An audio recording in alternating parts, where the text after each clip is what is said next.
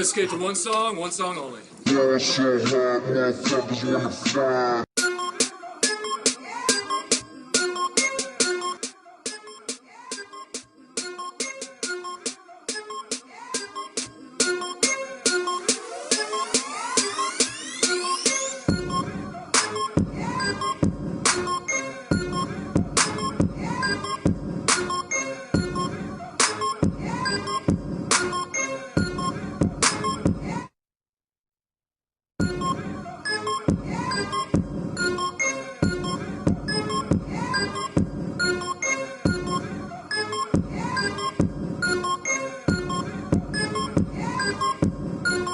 I don't even know what that means. No one knows what it means, but it's provocative.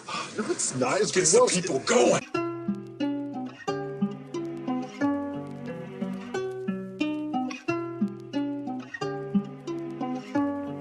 This is how you drop balls in 1 minute, I'm done with it. Black man like Cindy, so my blicky got a drum with it. They wanna play, I got one mission, say the sun's risen, watch it daycare. Because he's done kidding, they act petty for the fetty, not I like one's missing. I guess they want war then, like I run prisons. There's no conflict and it's obvious when I'm done spitting. Say I got bars because my biblical conviction. They be reaching, but no, I'm slaying these demons. They selling sin, I pass those like I be preaching. They repeating the talking points, but keep sleeping. Say I mean speaking, cause they don't understand the meaning. Demons retreating, but keep thinking it's sweet. Even though the righteous bold and the wicked they be fleeing. Path keeps shrinking and I'm giving you the reasons. Preachers lie any given Sunday like we'll leave beaming.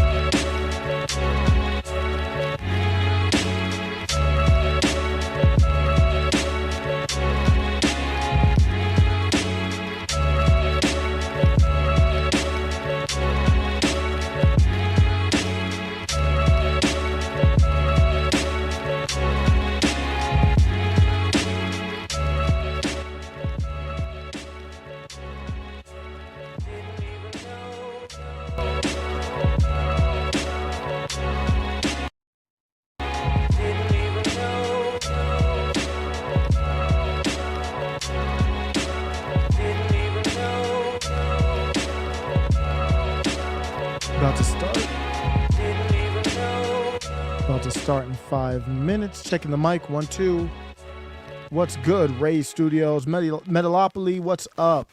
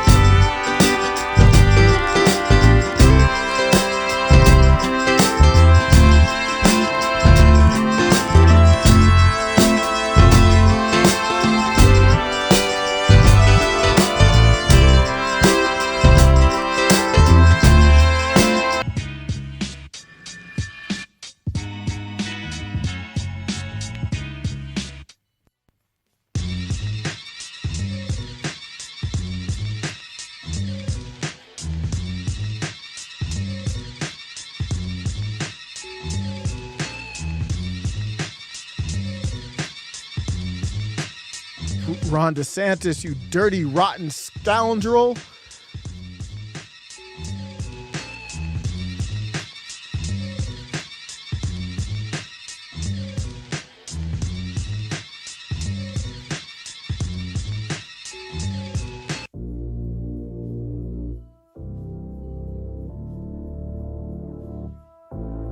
Now way down.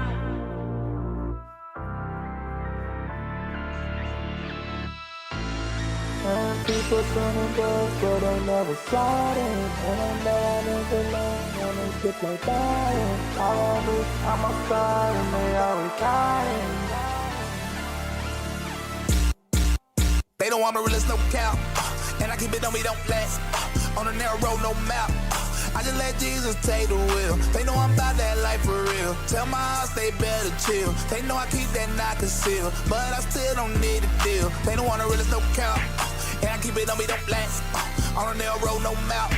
I just let Jesus take the wheel. They know I'm about that life for real. Tell my house they better chill. They know I keep that not concealed. Yelling, I don't need a deal. Everybody throwing shots, but they still can't stop me. I just look up in the sky, and I know we got me. Tell the fake ones they can't kick it, boy, this ain't karate. And they say I got the wave, now this a tsunami. Wait, boy, I got cuz like I made it in movies. Do what I want, but I ain't Lil Uzi. They sending threats, but they do nothing to me. I got haters, but they all love me like Lucy. Rappers be dissing, but I know they goofy. Ask if I'm strapping, I just tell them truly. I got guns you see on the Call of Duty. I killed my old self and Christ brought out a new me.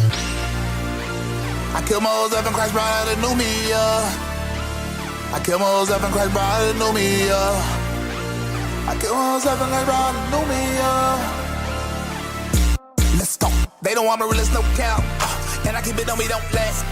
On the narrow road, no map. I just let Jesus take the wheel. They know I'm about that life for real. Tell my house they better chill. They know I keep that not concealed, but I still don't need a deal. They don't want to realist, no cap. And I keep it on me, don't last. On the narrow road, no map.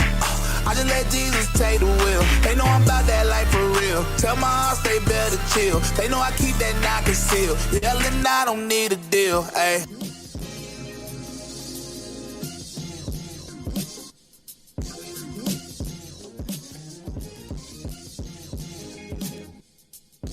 You don't need that deal when you go independent. What's good, Osiris here, stuck in the middle. Got Ray Studios already in here, Metalopoly. Yes. Pump for it, getting the weekend started. You can hear me? Okay. I'm like, I did a mic check and everything. Thank you for the heads up, as always, to let me know what's going on with the audio. Metalopoly coming in hot. Metalopoly came in hot talking about the Ron DeSantis deal. I'm going to get to the Alex Jones stuff right off the bat. I'm going to get right off the bat. Well, I'll touch on Ron DeSantis and get into the Alex Jones stuff. Steven Crowder got me heated. I'm going to talk about why I always talk about the populist left, but there's another group that is kind of lost in no man's land. I'm going to talk about them. And this is black identitarians who want reparations. What is black? Kari Lake. Why the populist left? Another example of why the populist left is culturally irrelevant. And then I'm going to talk about we are living through, I think, the greatest heist in the history of the world, financially. It's not really even the top story that people. It should be. This is the top story in the country right now. Is the greatest transfer of wealth since the pandemic, from poor to middle class to God knows who. The biggest monetary heist that the world has ever seen is happening right now in front of our eyes. And I'm going to talk about that. So, I really don't have too much more. Because Metalopoly brought it up, I'll go into it again. And as we know from the story, allegedly, according to the story, Ron DeSantis is behind sending migrants to Martha's Vineyard. And Metalopolis talking about, hey, what do you think about it? Is it good or is it bad? I think it's good. But like any other topic, it's nuanced. There's not a simple thing about this. It's not a simple take. What this is promotion, awareness building. That's all it is. And that's worth something. If you wanted to, you see, Lindsey Graham just pulled a snake move and tried to and introduced a bill that was going to hurt MAGA. He did that on purpose. So how do you shift the conversation from that? Unliving fetuses. That ain't what we want to talk about right now strategically. Forget about what you think about it. Strategically, it doesn't make sense to bring it up right now for MAGA. Oh, it does for corporate Republicans and corporate Democrats. So how do you change that? How do you change that narrative through social media and television? You send 50 migrants, illegal immigrants, to Martha's Vineyard, and that conversation's dead. It's done. It's over. That's brilliant. Ron DeSantis has to get a lot of credit for that. He shifted the conversation right on back. Nobody's even talking about Lindsey Graham in that bill right now, online or anywhere.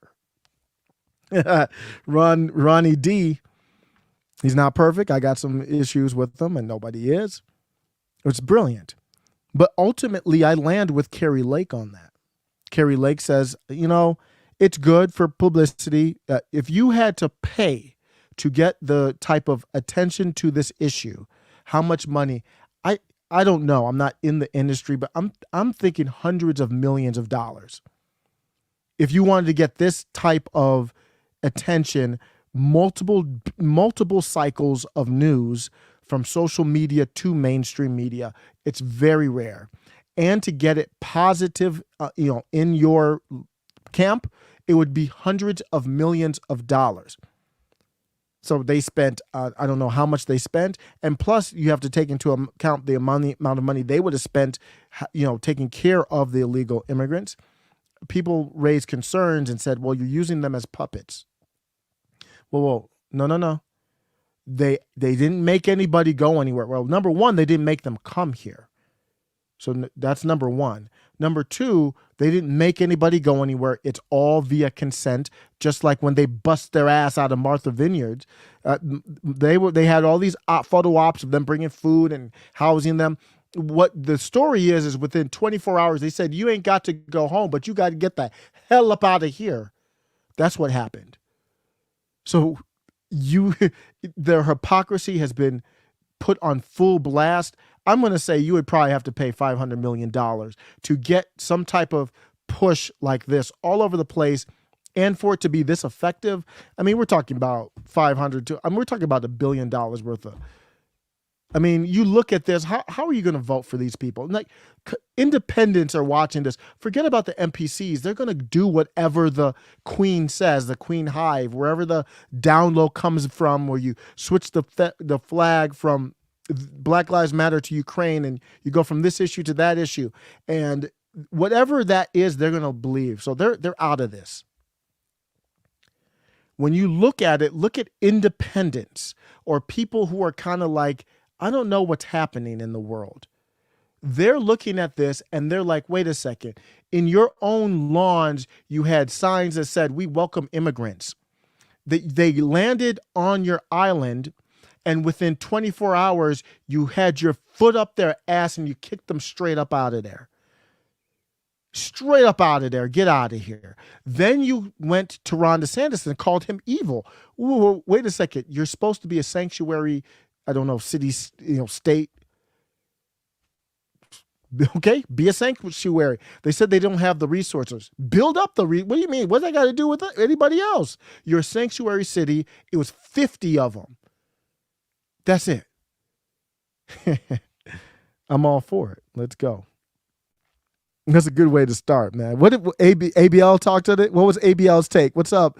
66X. ABL's that dude. If you don't know, ABL is Anthony Brian Logan. I found out about him through Officer Tatum. He said, what did he say? All those poor illegals, imagine being sent to an elitist island resort town for free, poor babies. I mean, that's a funny statement to say. Now, they are being used as political pawns and propaganda, but here, no one told them to come here. They came here illegally. So and that doesn't mean that they should be abused, but that didn't happen here. They came here, and like you said, they're on an elitist island resort town, eating crumpets or whatever they eat on Martha's Vineyard. So yeah, they got bussed out of there, and then who knows? It's bringing light to the problem. What do you think about the border towns? Why do you think the border towns are turning redder and redder by the moment? Nothing disrespectful has been done to them. It was not against their will. So what's the problem? You love the policies. You love the policies. You vote for it. You support it. You virtue signal on it. And now you have to deal with it. Then all of a sudden there's a problem. All of a sudden Ron DeSantis is the evil one. Do you realize how stupid you look saying that? Keep talking. Don't stop talking. Keep firing away. Keep going. Van Gundy, all these, Keith Olbermann, all these people, keep talking. You look stupid to anyone who's willing to look at something objectively. Those who aren't, they're gone. I'm not worried about trying to win them over or anything like that. Yeah, this does sound interesting. I think Lisa, what's up, Lisa, friend of the show. Alex Jones and Steven Crowder, I don't know if you saw it. They got me heated. Comic Dave Smith replied to them I watch every episode of Part of the Problem, and he was surprised to me. So I think he's getting into presidential mode. He was very diplomatic. He was very kind. But I mean, it could be because in part, to me, I consider, even though Crowder's got millions of followers, Alex Jones, I still consider them his peers. So he might have to be careful, but they ain't my peers. So they way out my league. So I don't have those qualms if those were playing a role. Or maybe Comic Dave Smith is more measured and diplomatic than I thought, which is good. No, I have nothing against Dave Smith and his response, but I was much more heated than he was. And I'm finding out a lot about myself doing this channel. And what's getting me heated, what's getting me passionate. And I was passionate when Caitlin Johnstone and others attacked MAGA. I have no problem attacking MAGA. You might think, well, I'm biased because I have super MAGA gear on. Well, fine. MAGA just means populist to me. Just remember that. It doesn't mean allegiance to anything at all. I feel free. I don't have allegiance to anybody, so I can slam DeSantis one day. I appreciate Alex Jones. I like Steven Crowder. That's not changing here. But on this topic, I like MAGA and I like libertarians, and they're going to have to work together. See, we all might not be doing this for the same reason. Steven Crowder, Alex Jones, maybe even those might be doing it for money or whatever. You got to eat. So I'm not knocking that. But I'm doing this because I want a better, long-term, a better world for my children. That's my number one thing. You got to set this thing up.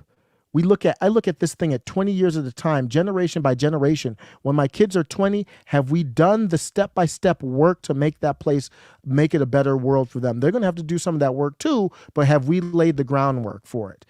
I'm not making any money. Who knows? Things can change. That's not where I am right now.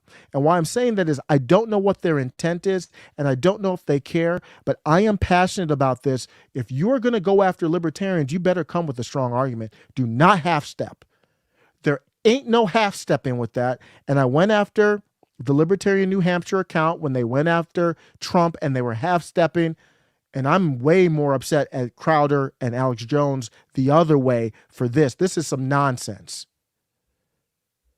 If you haven't seen the clip, it's been kind of going viral and all that. This is on Steven Crowder's website. Again, there's nothing against these guys. I like these guys a lot. I'm still going to watch their shows. But on this topic, I'm going to flame them until, especially Crowder, until they acquiesce, change their mind, or give a better argument than they did. You don't have to agree with me, but this, I'm going to play a video here. This crap argument, that ain't going to fly. Y'all are professionals in this game. If it's some people on the street or whatever, that's, you don't know. You're ignorant. I got you. You all are professional talking heads. Don't come with a take like this. This is cringe. This is, I am not joking, from when I've been listening to Crowder last 2 years. I've been listening to Alex Jones a little bit longer, but concentrated more in the last 2 years. This is the worst take. I'll just stick with Crowder right now. This is the worst take I have ever heard him have. This is ignorant, and I don't know. It's hard to decide whether it's on purpose or not. I don't know. I don't know if it really even matters. It's just really bad take. So they somehow got onto the topic of libertarians, and I know that there's been this thing going on with Crowder for a minute. I haven't really gotten into it because I don't really care, because he had never attacked libertarians. I have heard Charlie Kirk. Charlie Kirk kind of says, I'm not a libertarian, but he does it in a respectful manner. And Charlie Kirk is always well-sourced and he's well-founded. So he was talking to Michael Malice, said, I don't like libertarians anymore. Here's my reason. And I had no problem with it. No, okay, I don't agree with you. You want to be authoritarian. That's fine. Do you? But it's not the take, it's the reasoning behind the take. So they were talking about what's going on in our world. And I'm going to play the clip here. And I'm going to have to start it. I think it's at, I have the whole damn clip here, which is an hour or something interview. Check it out. Make up your own mind. But the clip here starts at about 53 minutes. So let me get that fast forwarded here. And they're going to start talking about the Great Reset. It's really dystopian to see the YouTube disclaimer. If you talk about the Great Reset, that's probably going to happen on this video too. you talk about the Great Reset, they feel the need. I think they're linking to a Wikipedia article on it. You know, YouTube, you do realize that just makes people wonder more about it. Like, oh, you got to put a disclaimer if I'm going to talk about climate change or the Great Reset. It just fits right into right into it. We're talking about centralized power, trying to control what you think, and I say the word Great Reset, and then you need to control what people think about it right under the video. You're just feeding right into it. Let's see where we pick it up here. You can't say, hey, let's just all be frag. Oh, no, I do. Let me stop. No. I do care if people attack MAGA. That's why I went after Caitlin Johnstone. If you go to the channel and search Caitlin Johnstone or China, you will see that I have, I get passionate. I'm actually trying to do a sweater, MAGA libertarian. That's how you would describe me right now. Those are the two top political parties. So that's where my passion is right now. I really do these videos to highlight things I think that need to be highlighted. I feel like I want to be a populist, but I'm finding that my passion, if you attack MAGA or libertarians and it's not founded in anything solid, I get heated. If it's based off ignorance, especially if you're these two guys. If you're just some random person, I don't blame you for not knowing. These two guys, that's not okay. That's not, I need to see better. They're no different than politicians. You need to control. They're very, influential, powerful, got a lot of followers. Shoot, if you in the chat say, hey, like yesterday, somebody was like, hey, check out Herschel Walker. And I've been listening. I was listening to some Herschel Walker speeches, and I think I can better I didn't change my mind. He's not impressive to me, but I can better articulate my take now, though, because someone gave me the feedback and said, hey, give him another chance. But I do care if people attack MAGA. So let me play this here. When there's this Leviathan coming from the left. I mean, 5 companies control 9. So let me see. Is that a little bit? Let me bring it back a little bit more. And it's 6 weeks, no talking. And if you talk, it scars it worse. So well, I avoid the throat doctor, a negative experience that I don't want to get into. But I was going to say that you. Well, that's why it's there. It mirrors though. Similarly, you came in sort of, as you were a radio host, a disc jockey, and I came in really from a background of just as a comedian and as an actor. And I just happened to be more right wing. And actually, this man right here, Andrew Breitbart, was the guy who first started. He just started posting my stand-up clips in 2008. On back when it was big Hollywood. I am a big supporter. Rest in peace. of Andrew Breitbart, and Breitbart started a lot of this with the Tea Party and going into Bannon. So he gets a lot of credit for it. I don't know if he was a populist, but he was a brilliant marketer mind, kind of classic conservative who saw the corporate interest tainting things. So this is a good start for me to hear that. I'm not surprised. I've heard it before, but I just want to make sure it's clear. I'm not against Andrew Breitbart. He changed the game. But I remember I was surprised because I thought I was kind of a libertarian until I was at a dinner in D.C., as many of these dinners, they exist. And I found that I want to say there was at least 5, maybe 6 or 7 people from Reason Magazine. And I was subscribed to Reason Magazine. And over half of them voted for Obama. And I said, hold on a second, what's going on here? I don't understand how. I thought maybe they would stay home, not vote at that point because of the lesser of two evils. But they actually voted for Obama because I said, even though with all of this that's happened. So I think I started a little bit too late in this. But that's a good place to kind of start. They're basing their, basically they're being anti-libertarian party, anti-libertarians. Steven Crowder, a debate dude, who will go on anywhere, college campuses, wherever, and debate people, is basing his concern on the Libertarian Party today.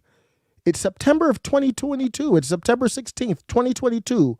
And this bra is talking about 5 people from Reason, which Reason, I don't rock with Reason as some type of arbiter of libertarianism. From 2008, 5 random people from Reason at a dinner. That's the basis of your anti-libertarian take, bruh? You're better than that, man. You are so better than that. That makes no sense. Who voted for Obama at the time? So what? I voted for Obama. I don't really rock with the Reason people like that. But voting for Obama, like that's like the end of the world. Let me know where you are now. I don't even, if you tell me about somebody's take in 2019, that's the before times. Even January of 2020, that's the before times, much less 08. How many people who voted for Obama 08 are rocking MAGA gear right now? Why is he going back to 08?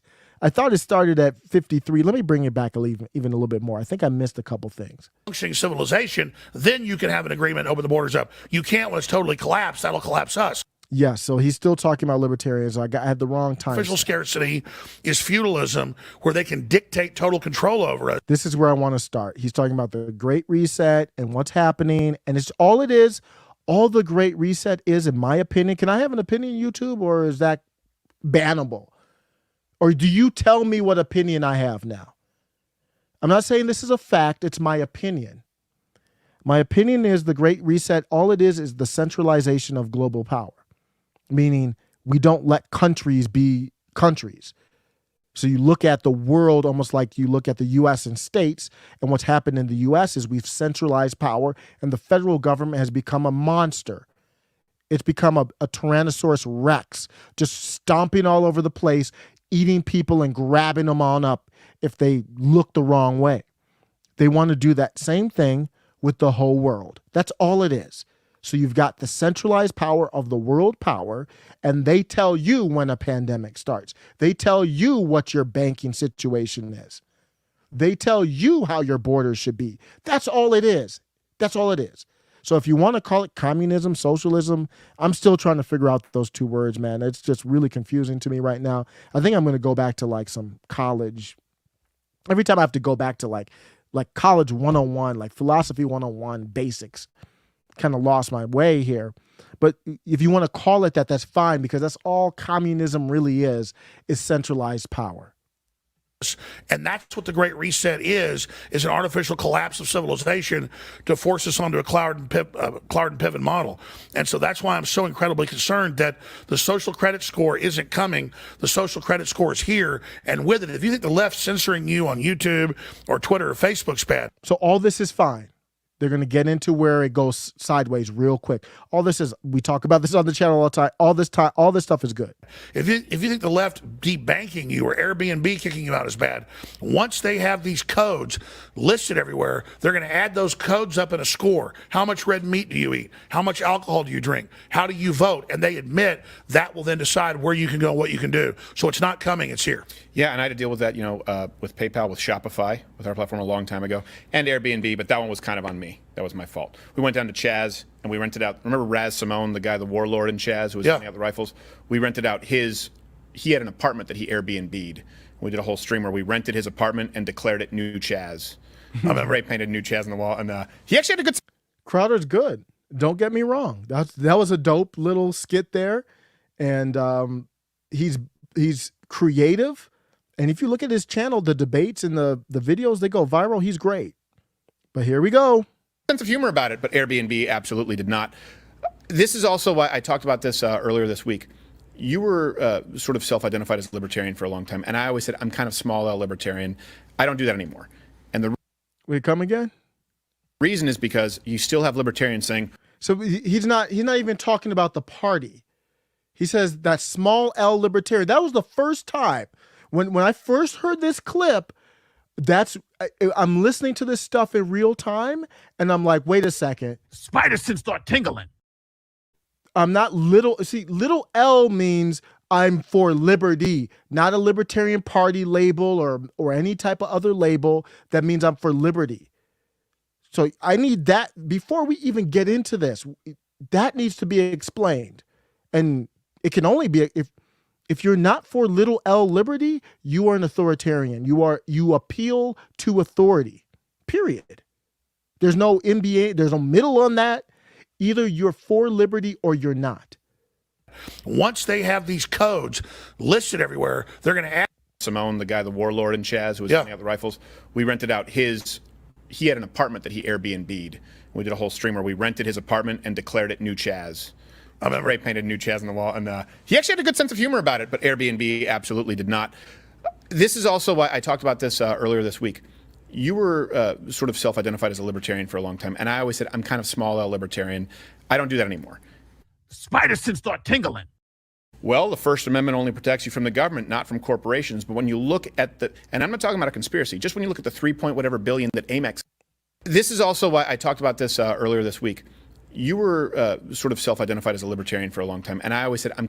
So this is conscious here. They weren't talking about. This is a great interview, great sit down. I like when Crowder does these with the cigar or whatever sit downs. They weren't talking about libertarianism at all. He brought it up because he wanted to attack it. That's why he brought it up. Crowder. That's why I'm going harder on Crowder. Alex Jones wasn't going to bring this up. Crowder brought this up. Kind of small L libertarian. I don't do that anymore. I can't get over that. I don't do small L libertarian anymore. You don't, huh, Crowder? You know who was right about this? And people were asking me, why do I still rock with Dr. Karlin Borisenko? I rock with her because she's brilliant. She's heavily flawed. I get that. And I've tried to give her my piece, and I think she's banned on Twitter, so I don't even have interaction with her like that anymore. She's great, though. She's really brilliant. Heavily flawed, has done some things that are like, damn, I can't hardly even rock with you because of these things, but I still do. And she had never came at me. We've had disagreements, and I know she comes hard. I think as long as you're respectful with her, she's respectful back to you. Because she will ban people. She bans her own. She is hardcore on her channel. If you don't know Dr. Carl, she's great. She's brilliant. On her YouTube, though, like if you come sideways, she's like, ban, ban, ban. I'm like, the only reason I would ban somebody is if you spam the chat. If you spam the chat and people can't talk, then it's like it's not communication. You're trying to control things, and we don't do that. But my point is, forget about all the other stuff with her, which is troubling. Don't get me wrong. She called this out way before. She was going ham on conservatives. Why? Because she said they're not for liberty. And there's going to be, I'm not going to speak for her, but this is my interpretation. They are going to turn on you. Because if you're not for liberty, you are for power. So if libertarians don't go under the fold, you're going to see, even talking about Trump and all that. So I'm wearing MAGA now. I've said it multiple times. There might be a time, I expect that there will be a time I will have to turn on MAGA. That time hasn't come yet, but the time's come for Steven Crowder, though. That's where he is right now. And the reason is because you still have libertarians saying, well, the First Amendment only protects you from the government, not from corporations. But when you look at and I'm not talking about a conspiracy, just when you look. That is true. There's nothing wrong with that. Yes, that's absolutely true. The First Amendment only protects you from the government, not private corporations. The 3 whatever billion that Amex has gotten, let alone when you look at these banks, let alone when you look at the Section 230 protections for big tech. There's no longer a dividing line between corporations, a free market, which I support. These are effectively thug arms of the government and libertarian. Okay, so what you're saying, Stephen, is they aren't private companies. So the argument still stands. Free speech protects you from the government, not private corporations. You just described the government merging with private corporations. That means they are essentially an administrative branch of the government. They are not private companies anymore, so the argument doesn't fall apart. He's smarter than me. What is going on? What kind of ass clown argument is this, Stephen? I've never heard Steven Crowder this. Maybe it's, 2 years isn't a long time. I would say I listen to him at least a couple times a week. I love his show. That's stupid for him. And that I have to say that because I hold him to a high standard. That is asinine. It's what you're describing isn't a private corporation. So the argument from libertarians still holds. And it's not even just libertarians, it's any constitutionalist. So I consider myself a populist, nationalist, constitutionalist, MAGA libertarian. I love that. I don't know what's going on with his brain. I think what this is, when you appeal to power, and things are getting heated right now, when you roll up on literally the My Pillow guy, Mike Lindell, because he's a brilliant marketer, and it's a coincidence. They rolled up on the guy, the number one guy in the country, who's driving around and telling states, why are your votes run through a private corporation? Does that make any sense? Oh, when you want to go and do an audit and tally your votes, you have to go beg a private corporation. And then when you do beg them, they say, kick rocks. You think that makes sense? And he's the one they roll up on. Just a coincidence, huh? Libertarianism cannot stand up in the face of that. I 100% agree with you. And so then he said libertarian, I don't even know what this means. Libertarianism can't stand up to the face of fascism is basically what he's saying. Government merging with private corporations. He doesn't even, I don't know what it is. It might be ignorance. I think it's malicious because he's appealing to power and ignoring kind of philosophies. Libertarians want to decentralize the government and decentralize corporations, both. When you decentralize in a true free market, now you would have to have boundaries because it is possible, and I've talked about it on the channel, that in a libertarian utopia, that defense contractors, for example, would become the new powers. So you have to have some type of check and balance there to make sure, because in a free market, what happens is consolidation tends to happen. That would happen in libertarianism. Say you wipe out all the state boundaries right now and it's just free for all. ANCAP heaven. It's the wild, wild west. Over time, what happened from the wild, wild west to now would repeat itself. Over time, you're going to get consolidation and you're going to get more and more power, centralized government. It won't stay the wild, wild west. And that's the same thing with corporations. You decentralize them. Naturally, you're going to have, okay, I'm a corporation that's doing what, even if it's not a buyout, you'll see them merge. So say you say we have 20 defense contractors now, because you're still going to need national, defense, security, and weapons. You will still need that. And say somehow in the libertarian utopia, you decentralize and you have 20 of them. Well, 2 of them might get together and say, well, let's get together. We have more resources, economy of scale, we have more power, and then we can get rid of, because in business, it's like warfare. Business is warfare, period. And you want to gain power. So you slowly over time, it would consolidate back to, what do we have now? 5, or I don't even know if we have 5 major defense contractors. So that is the concern. So you would have to put stuff in place, but that doesn't, what do you mean libertarians don't have the answers to fight that? What's your answer to fight that? In fact, I'm no longer even a little L libertarian. I'm anti-libertarian. And oh my God. These are 2 influential dudes. This is inexcusable stuff, Alex. You're not even a little L libertarian anymore. You see, they're feeding off of each other, and the craziness of our world. Alex Jones going through his trial, which I fully support him. I did a segment on that the other day. It's making these people go crazy. We need libertarians more than ever right now. Right now is the time for libertarians to shine. If now's not the time to shine, it never will be. We need you. That's why I rock with the Libertarian Party now. Because when somebody, imagine, look at it from Alex Jones' perspective. He got banned from social media because of the centralized power. Now they're going after him money-wise and reputation-wise. They're trying to annihilate him. They literally said in the trial, we want to stop him. The trial isn't about stopping anyone. It's just defamation and how much you pay out. No. It's not about how we want enough to just completely annihilate this dude. Eliminate his company. Eliminate him. Cancel him from, this is cancel culture to the nth degree. Cancel him from public square, public life. Pretend that you're Alex Jones and the corporate Republicans and Democrats and the interests behind you are going after you like that. And it's akin to you're just minding your own business, or maybe you're doing something well, and then somebody comes up to you and just punches you straight in the face. What's the natural instinct? To get up and punch them back in the face. That's why he's saying I'm not little L anymore. He's saying they're punching me. They're going after Trump. They're going after Lindell. They're going after Navarro. Devin Nunes was on Timcast. It was a great episode, breaking it all down. They put Tim Cast on the J6 committee.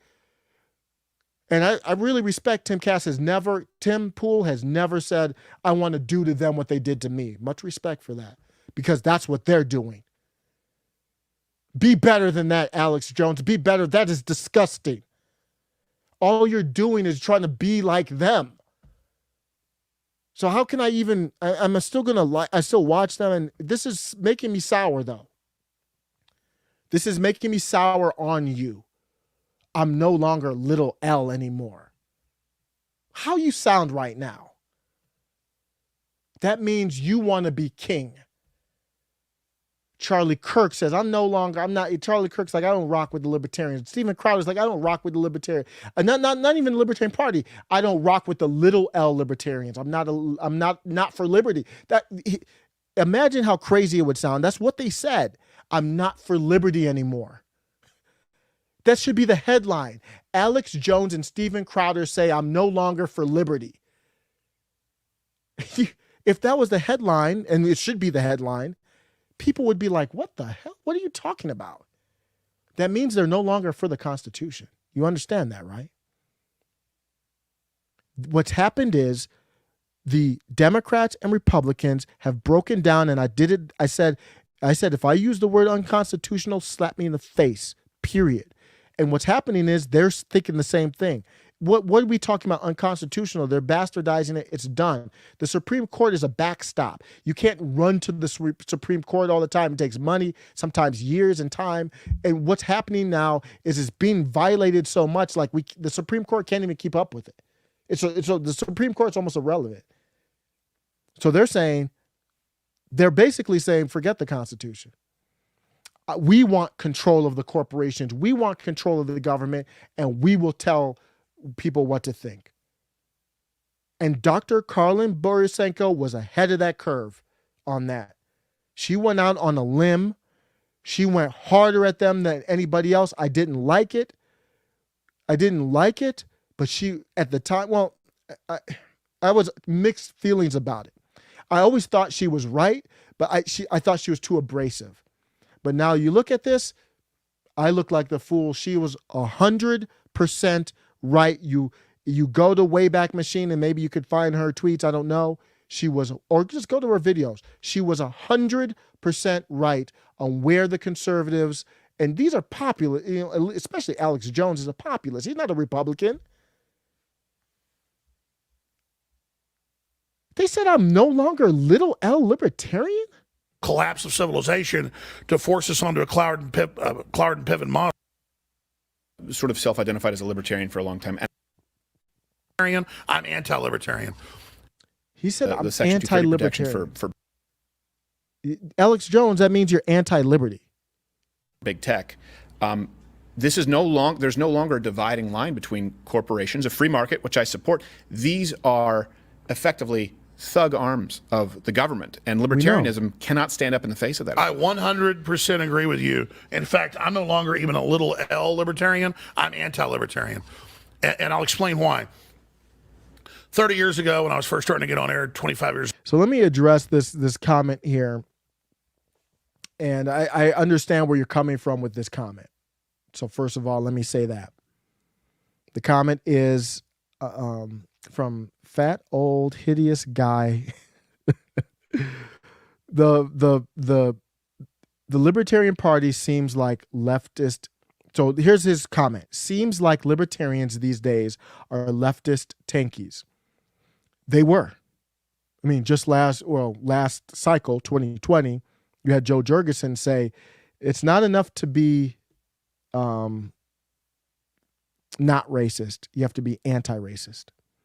Yeah, that's beyond left. That's authoritarian. That was from the Libertarian Party. I get it. The people who were in charge of the Libertarian Party before the Reno reset, they caused immeasurable damage to the reputation and the liberty movement.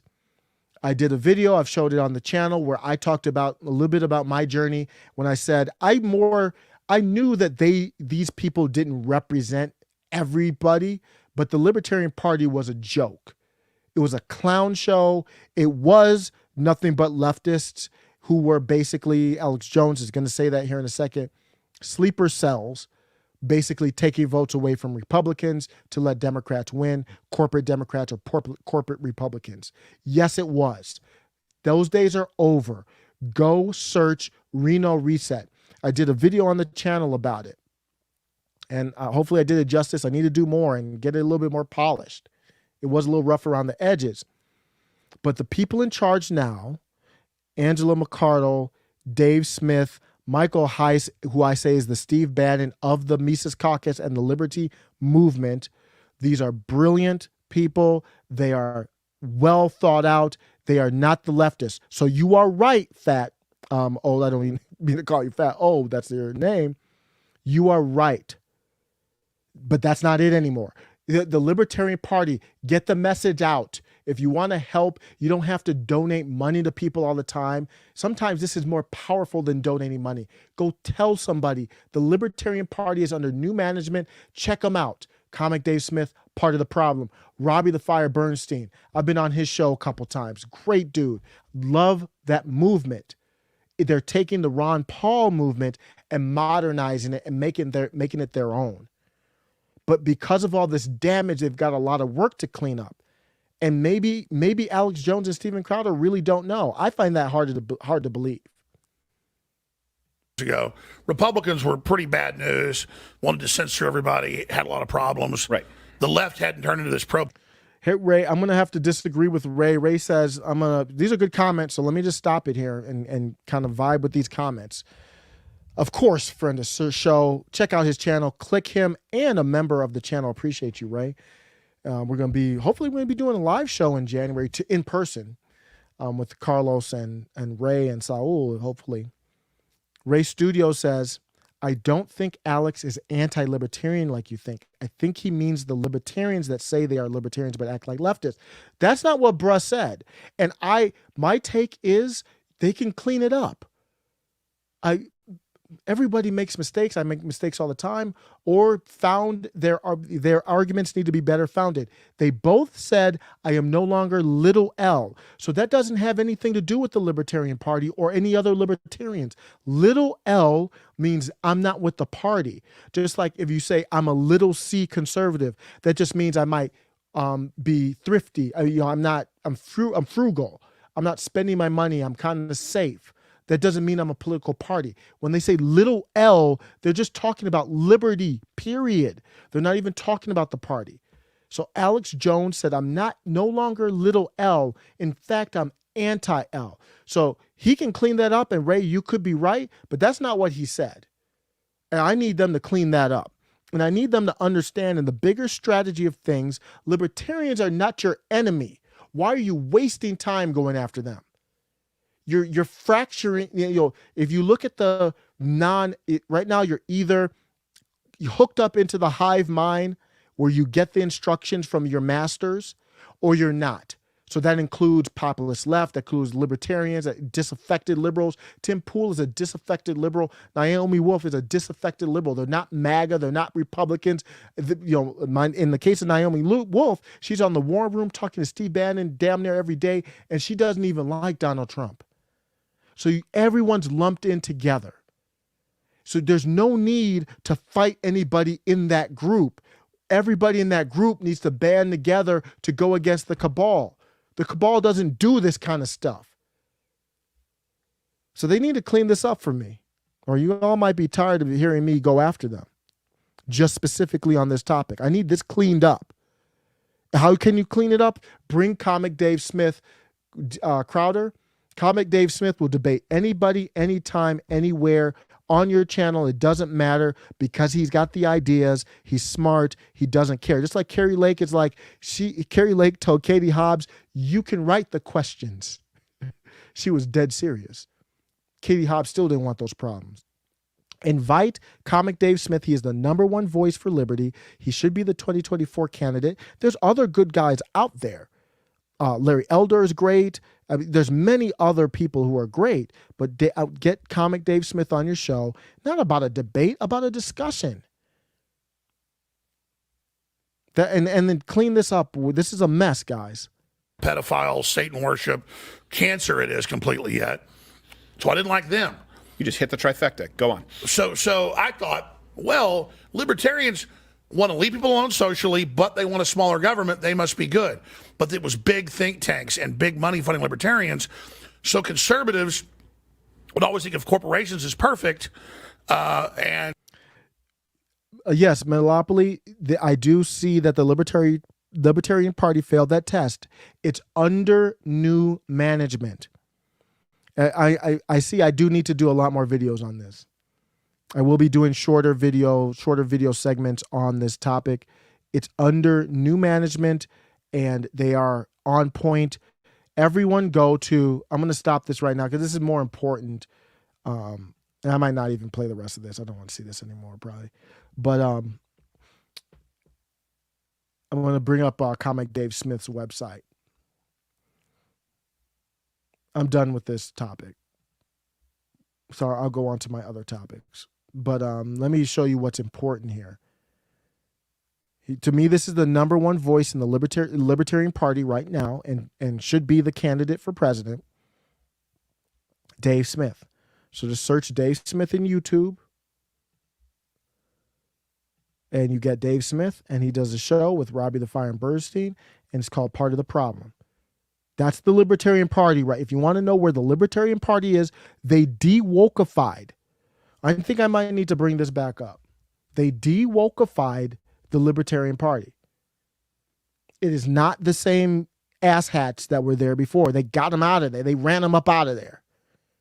It was I don't know if it's ever happened before. It's in a business, in an industry as big as that. The Libertarian Party is the 3rd largest party. Now that's kind of misleading because MAGA is a separate party, so it's really the 4th. But whatever, it's the 2nd organic behind MAGA most powerful movement. There's only 2 organic movements that mean anything politically right now. When I say organic, not corporate, MAGA and libertarians. That's it. And when you see those 2 groups fighting, we are losing. They might be making money off of the buzz and the trending, but that ain't got nothing to do with me. I don't care about Steven Crowder's money. We are losing if MAGA and libertarians are fighting. We are losing. I have no problem with saying, hey, here's where we're different. There can't be a drag out, because here's the thing, and Comic Dave Smith was very reserved. I don't think he's going to stay reserved if y'all keep talking like this. And it's going to be a flat out big war, political war, and that hurts all of us. So don't let them make this about money, or maybe if it isn't even about money, if they get views and hits off of that, you can't let them be driven by that. Because if they get hits and views off of this kind of stuff, they'll be doing more attacks on libertarians, potentially. We've got to control them, just like politicians, just like you in the chat got to say, hey, you're out of line here, or whatever the case is. You've got to give them the feedback. So when you talk about de-wokeify, and let me see if I can find a tweet here. So I was talking about what they did with de-wokeifying a political party. And I highlighted the Reno reset. So I'm looking to see if I can find that tweet, because I didn't have it queued up here.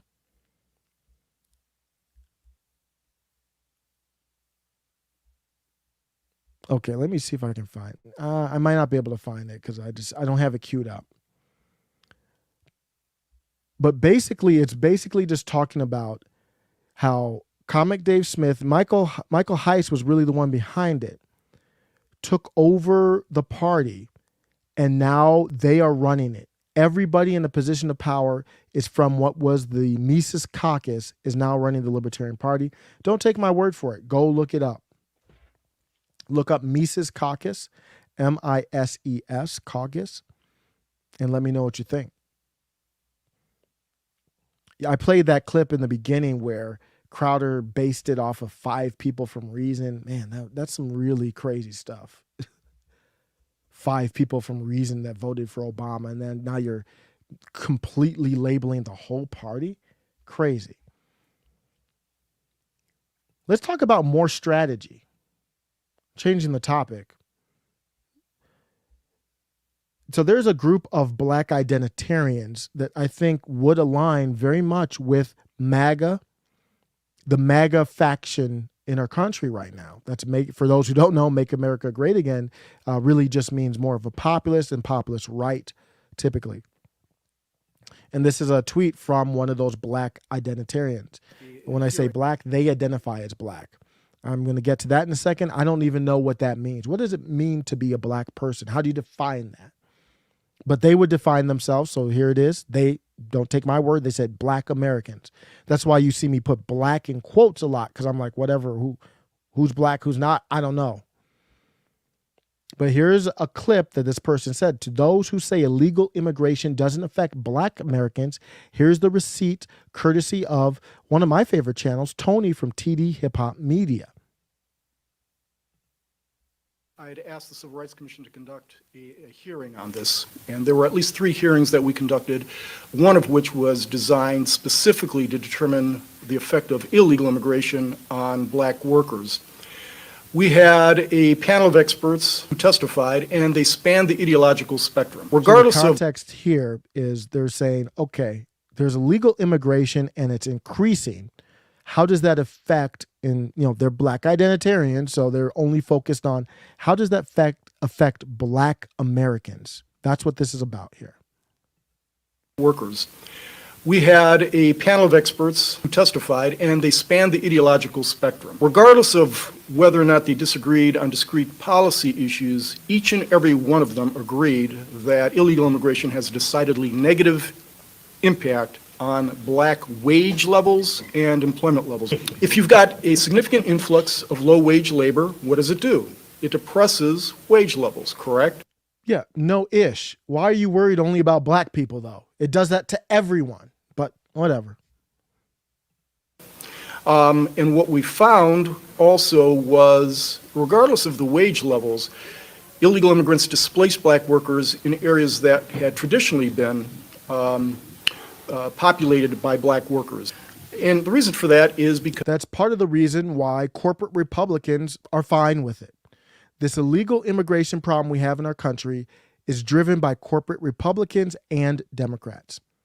Corporate Democrats, in my opinion, hope that they will be able to get votes somehow down. That's what they want the For the People Act.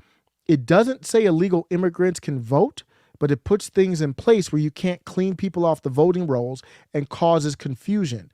So if some of them get to vote and then there was something in there where you can't charge them with the crime, then it's possible. It's like they're creating the atmosphere where you could get, where, like, for example, the For the People Act, I read that whole bill. I did a video on that when I might have had COVID. I was feeling bad when I did that video, but they have something in the bill where if every interaction you have with the government, it registers you to vote. But every time you do it, it creates a new entry. So if you go up and you renew your license, then you come back and do something else, it's another line item. So what that does is create where you could have extra ballots running out. Republicans want to clean up voter rolls, not because of the kindness of their heart. It's because if you clean up voting rolls, that's probably going to favor them. Democrats want the voter rolls as dirty as possible. Democrats would, if they could, they would print 1 trillion ballots and just make them rain from the sky. The more people that vote, the better for them, because you can do a lot of things. You can fortify things when you have votes lying all over the place. So they like the illegal immigration for that, in my opinion. They might be wrong with that, but that's what I think they think. And then the corporate Republicans are like, business-wise, you get cheap labor. Because what you find is black workers, particularly black males, are disproportionately concentrated in the low-wage labor market. That's why you're seeing, in my opinion, black males go to MAGA, in part. You're not seeing black females as much. They're a different mentality. And are disproportionately likely to have no more than a high school diploma. And the same is true for the cohort of illegal aliens, and they compete with one another in areas such as construction, hospitality, service, and agriculture. This was not a small displacement either. We had one witness who testified that after he had run the numbers, he found that 40% of the decline in labor participation rates among black workers over 3 decades was attributable to competition from illegal immigration. It comes to nearly 1 million fewer jobs for black Americans as a result of the competition from illegal immigrants. And it's not just the employment levels. So let me reset the reason why I'm playing this. The people who tweet this are black identitarians, but they're not the black ones that went to MAGA. They're the black ones who are in no man's land because they don't like the corporate Republicans, they don't like the corporate Democrats, and they don't like the populist left. I would consider them populist, but they don't really rock with the populist left. They're in no man's land. They agree with this, and I can stop there. You get the gist of this here. They agree with everything here. So then my thought is, well, then why aren't you with MAGA? So I said, if this group of black identitarians weren't so focused on the topic of reparations, they might be willing to join MAGA or the Libertarian Party. I did a video where I'm like, you should look at the Libertarian Party. They agree with not everybody because some people have different, viewpoints, but I think it's fair to say the Libertarian Party would agree, many people, and I think Dave Smith would agree because I've listened to him a lot, that illegal immigration is bad for your common workers. MAGA and the Libertarian Party, the LP, are the only groups who agree with these black identitarians on this important topic. But instead of saying, okay, I'm down with MAGA, I'm down with libertarians, they're focused on reparations. Libertarians and MAGA, no way. Ain't happening. And I fully support that. No. Can we have reparations? No. So they won't ever go to MAGA because of that. So they're putting this stuff from the past, they're putting it ahead, and they're doing that at the expense of solving problems in the present that would potentially act as economic boost to black people. If you're focused on black people, it would be to all common workers, but that would include black people. But no, they can't do that because MAGA's racist or this or that. You can't put stuff from the past ahead of the present. You can't ever do that. That's like driving down the street. You're driving right now. While you're driving right now, you can't hold up a picture of what you saw 10 minutes ago. You're going to crash into something. You don't know if the light turned red. You don't know if someone's crossing the street. You're so busy looking at a video of something that happened 10 minutes ago, in their case, hundreds of years ago. You're looking at it and you're like, oh my gosh, and you're crashing into a brick wall right now. Strategically, it makes no sense. I said I respect hip-hop media. I do. It's a great channel. Some of the content that I do, I get from him. He finds great clips, does great research. This is no beef to him. And you might hear me say that a lot, and it's because when I provide criticism, I'm only doing that really to people I respect for the most part, 90% of the time.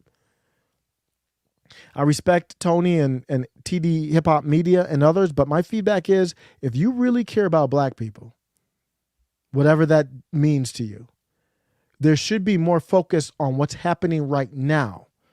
Strategically, forget about I'm anti-reparation, so a lot of them will be like, I don't care what you care. Think your parents are through lineage of Jamaica. You know, forget about all that. I'm just trying to help you out with strategy because I need you right now. I know down the road we might beef, or we, not beef like that, but we might part ways. But right now we need you. You can align with groups like MAGA, Libertarian Party, where it makes sense. I only say that because MAGA is ahead of the game. They've infiltrated the Republican Party. So you can align with MAGA and cut out this spending to Ukraine, cut down the illegal immigration that's hurting wages, depressing the economy for certain groups of people specifically. Then you help yourself, because right now you don't have the political and social power that you need. So right now you need to gain that power. Doing those things will help you get power in the present. And if you're still for reparations, then once you got that political social power, go. I'm against a lot of things, but if people got the political power to convince people and get it and campaign for it, then go get it later. But you can't get it if you don't have the political, economic, and social power. This group does not have any of those. So why are you so worried about reparations? You don't have any money, you don't have any social power, and you have no political power. You can't take over the Democrat Party. You're nowhere near that. The Democrat Party is a lot harder to take over on the national scale. They got the super delegates. That's why Trump said, Bernie supporters come with me. The Democrat side is not, I'm not talking about the election. I'm talking about the primaries. He said the primary setup is rigged because you have these super delegates that can go where they want to go, and they put their votes on the corporate person, and Bernie didn't have a chance. He literally didn't have a chance. You can't take that. The Republican Party doesn't have that in the primary side. If they had that, Trump would have never came up. He would have had to have been an independent. He threatened to run as an independent to take votes away from the Republican. That was very smart. So I said, I'm not for reparations. I'm just pointing out that y'all are in no man's land. You're not with the populist left. You're not with MAGA. You're not with the libertarians. You have no power. You have no third party. Y'all fight with each other too. I mean, you're operating on the strategy that you're doing now that is proven to be a failure to reach your goals. It's time to change it up. Comment here, I didn't see this. As a libertarian, I can see a case made for reparations for Black Americans, American Indians, Japanese, etc. The government has done a lot of harm. Quantifying and paying for that harm would be difficult, but maybe not impossible. Why don't we talk about the northern border? I'm not going to get sidetracked, but I couldn't disagree more. But you get what you have the power to get. So if they get the power to get reparations, then more power to you. I wouldn't be happy about it, but you got it. The life doesn't work where the government screws you over, so then you get reparations. That ain't how stuff works. So let me know what you think. That was my thought on that one. Looking at the comments, said something about Bernie here. Bernie was such a tool. Yeah, here's the thing with Bernie though. He was a tool, but he had an organic movement though. And I don't know.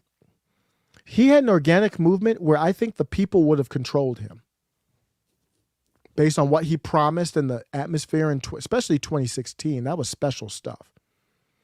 The populist left has never recovered from what the corporate Democrats did to them in 2016 and 2020. Whether you think Bernie was fake or not, there were real populist left. Most every populist left person that you see right now had some type of association with the Bernie Sanders campaign. It was a hell of a movement. It was I loved it. The energy, it was unbelievable. 2016 was a special election. You had the energy from a more authentic Trump. 2020, he was more corporate and battered and beat up politically. And Bernie too. 2016 was a magical year for populists. You had populists left and right engaged. Even if both of them, you could call them both tools if you want, but they were both engaged. Absolutely. Absolutely. Lisa said Democrats did rig the primaries against him. And it's not just Bernie. Their primaries are I don't know if I want to keep saying rigged because YouTube doesn't really like that word, even though I'm not talking about what they might be concerned about. The primaries are skewed purposely towards if somebody comes up like Trump, we can shut them down. That's how they're done. The primaries are not the public election, so you can do whatever you want in the primaries. If the Democrat people don't care, then they'll just keep doing it. So that leads me into the discussion about what is black. This is not a very long one, but these black identitarians got me into this. I was like, serious question. How do you define a black person?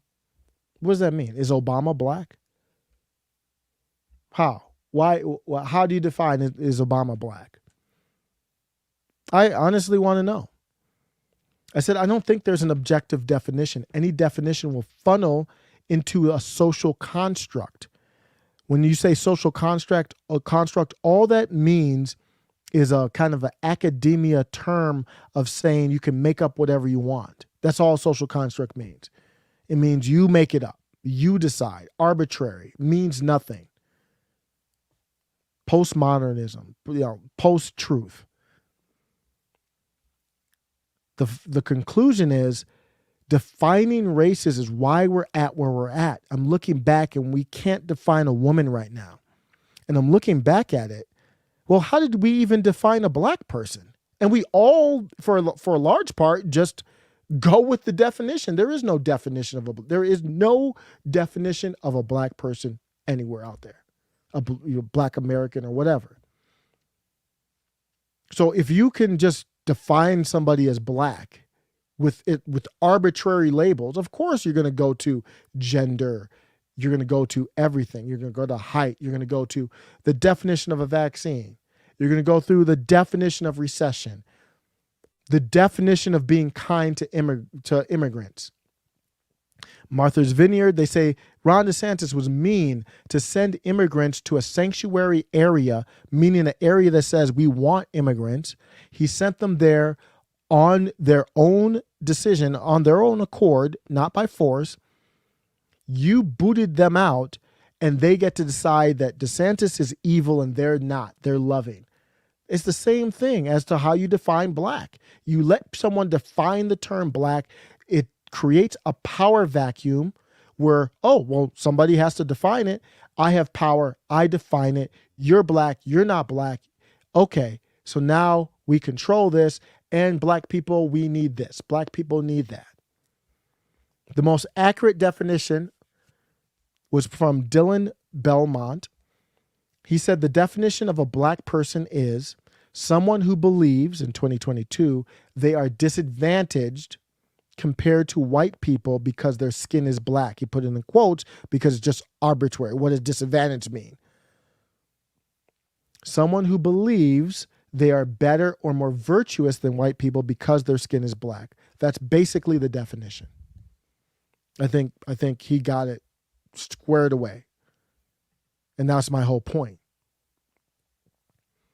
Rick said, I grew up in the MLK age. Individual merit is what matters to me. And that's where, so if you define what black is or not, that the reason why it's important, and probably I'm thinking about it because of the Little Mermaid stuff too, you get to define what black is, what isn't, then you take the conversation away from the content of what they believe. Now I can control what content you think is good or not based on defining you, who you are. I think most Americans used to believe that in their bones. Not anymore. Well, I think most do, but not outspoken. America today is a very different place, and he says not a better place. Hard to say, but I would have to agree. So there's interesting comments. Let me know what you think on that. How do you define if somebody's black or not? Let me know. Obama's black and he likes, oh, jeez. Can I get some? Oh, man. Y'all play too much, man. Y'all do too.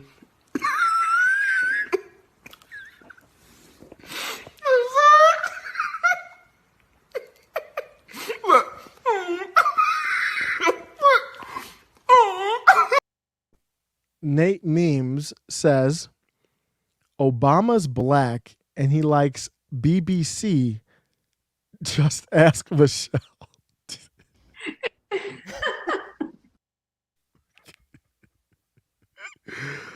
Oh my goodness.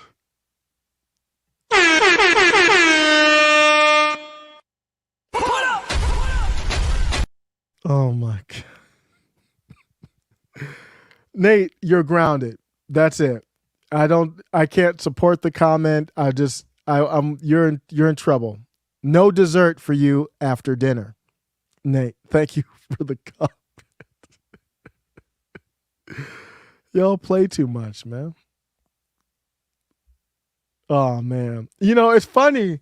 It's funny you bring that up, Nate. I was literally down that rabbit hole, the BBC. So you know what he's inferring there. I'm not going to say it on the live because I know YouTube doesn't want to hear that. But let's just say Joan Rivers had something to say about it in that famous clip. That would be a Rumble discussion. I don't know how I got on it. I think it was because they came back for that unveiling of the portraits. And you know, the whole trans thing is big in the news now, drag and all that, you know, there's different things, but I think that's what made me go back down the rabbit hole. And I don't know where I stand on that. I hate to be, you know, I always like to say, here's where, even though I'm in the middle, doesn't mean I don't, you know, take a stance on an issue. I don't know where I stand on that. I really don't. That's a tough one for me. You know where I stand on like the moon landing. I don't know where I stand on that Michelle Obama one. I really don't. Because here's the thing. You're looking at stuff online and I'm like, is this a real picture or not? I don't even know. So how can I can't base my decisions. I need to know for sure. I don't know how I find that out to verify this is a real picture and wasn't doctored. Because, you know, people play games online. It is an interesting rabbit hole to go down. That's for damn sure. Was that a video of Hunter? Which one was that? No. Metalopoly says, how would reparations even work nowadays? Americans are such mutts, everyone would get a nickel. Yeah, I know.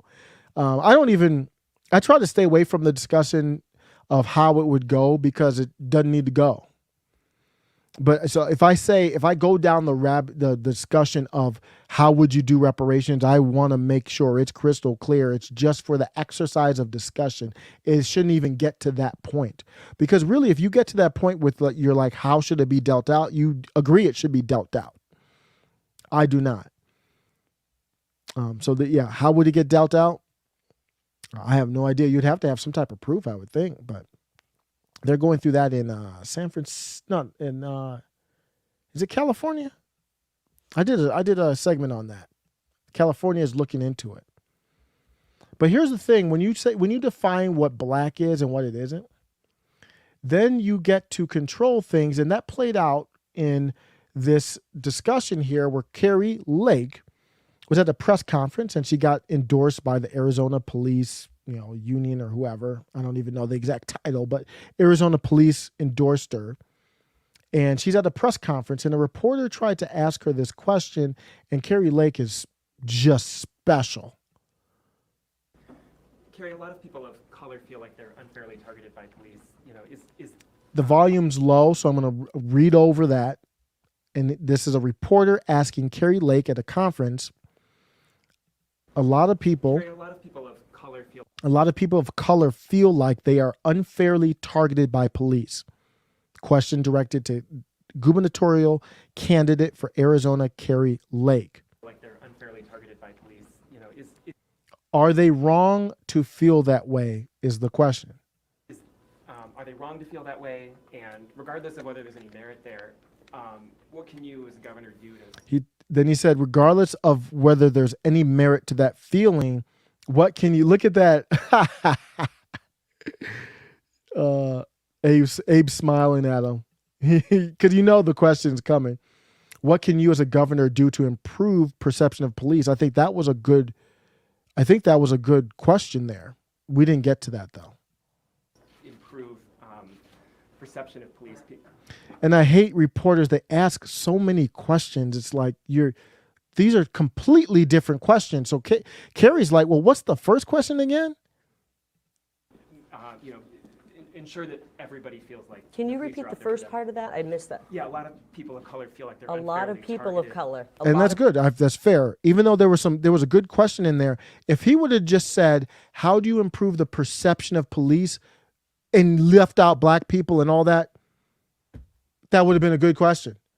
But he had to bring the identity in there. He sounds like a young guy. You know what the cabal wants.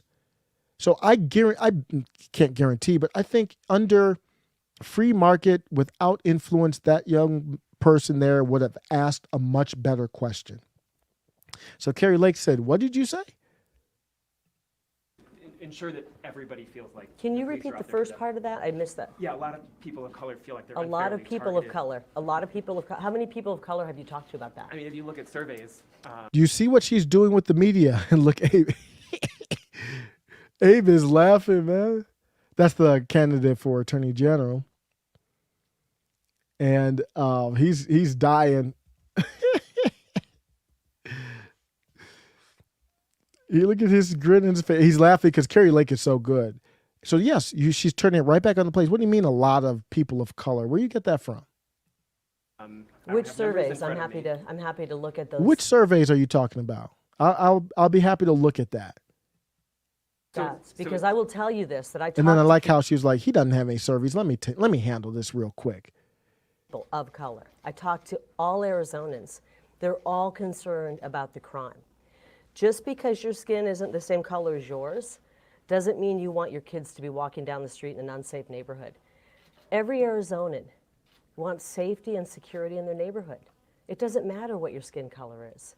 And if you look at stats, you will look and see. How did we get to a place where that has to be explained to people? That it doesn't matter if you're dark-skinned, if you're light-skinned, if you're white, if you're pale, if you're whatever, you need safety and security. You want safety and security for you and your family. She has to explain it. And then not only that, that's a controversial take. Kari Lake is labeled as the radical for that take. That police do not target people of color. That is a lie that's been perpetuated by the left.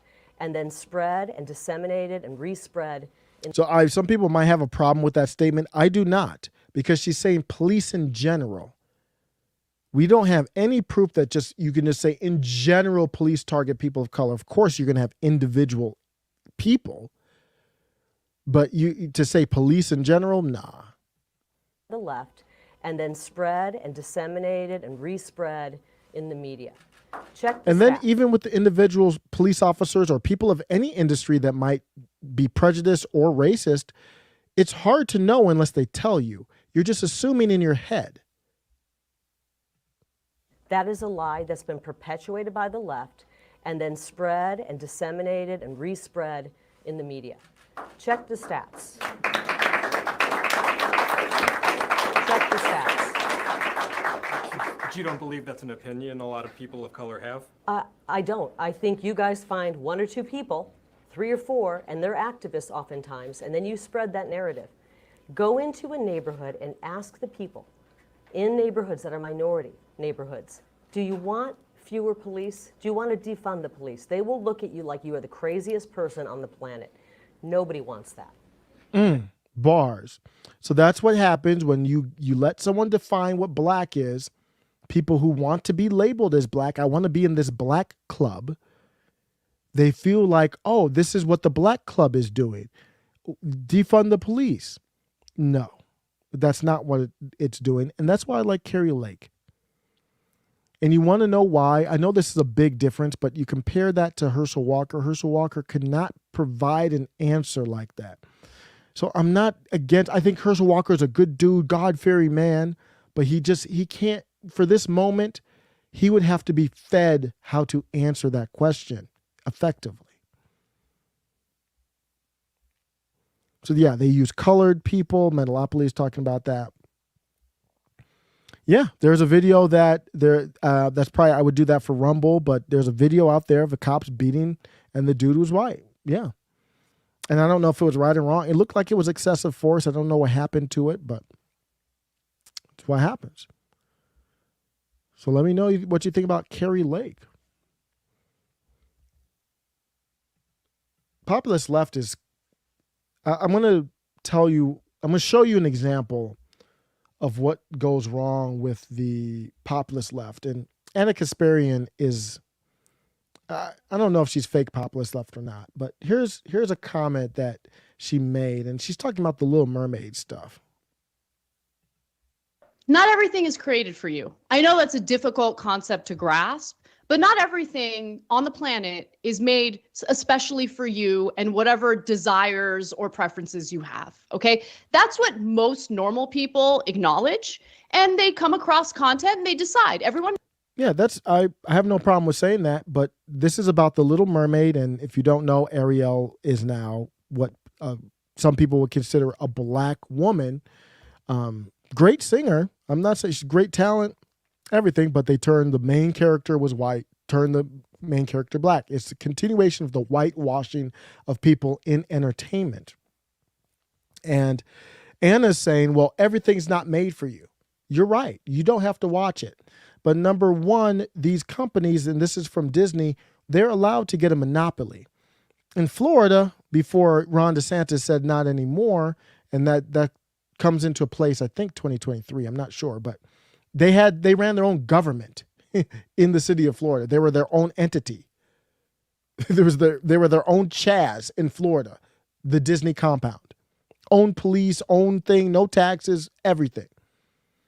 So they're allowed to get monopolies over also now stop not just the properties, but in media, there's only a small percentage of media companies that run everything.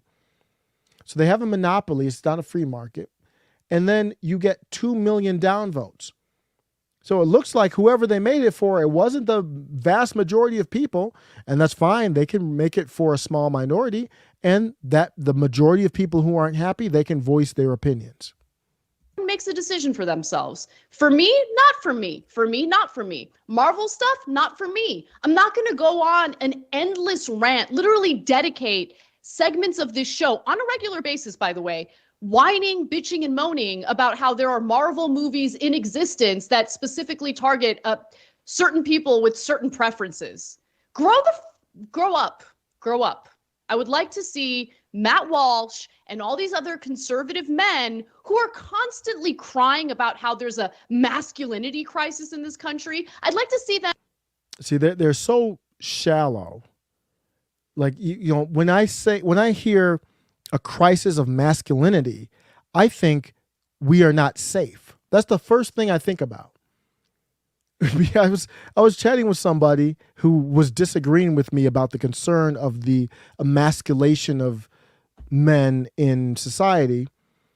And I said, imagine if we were out in the wild, or imagine if we were a pride of lions. A pride of lions, you know this from watching stuff with my son. A pride of lions has typically, I believe, 3 male lions. Female lions do a lot of work. They do all the hunting and gathering. The male lions are lazy. They sit around all day. They have children, you know, they get a little action in there to have babies, but ultimately they defend the pride.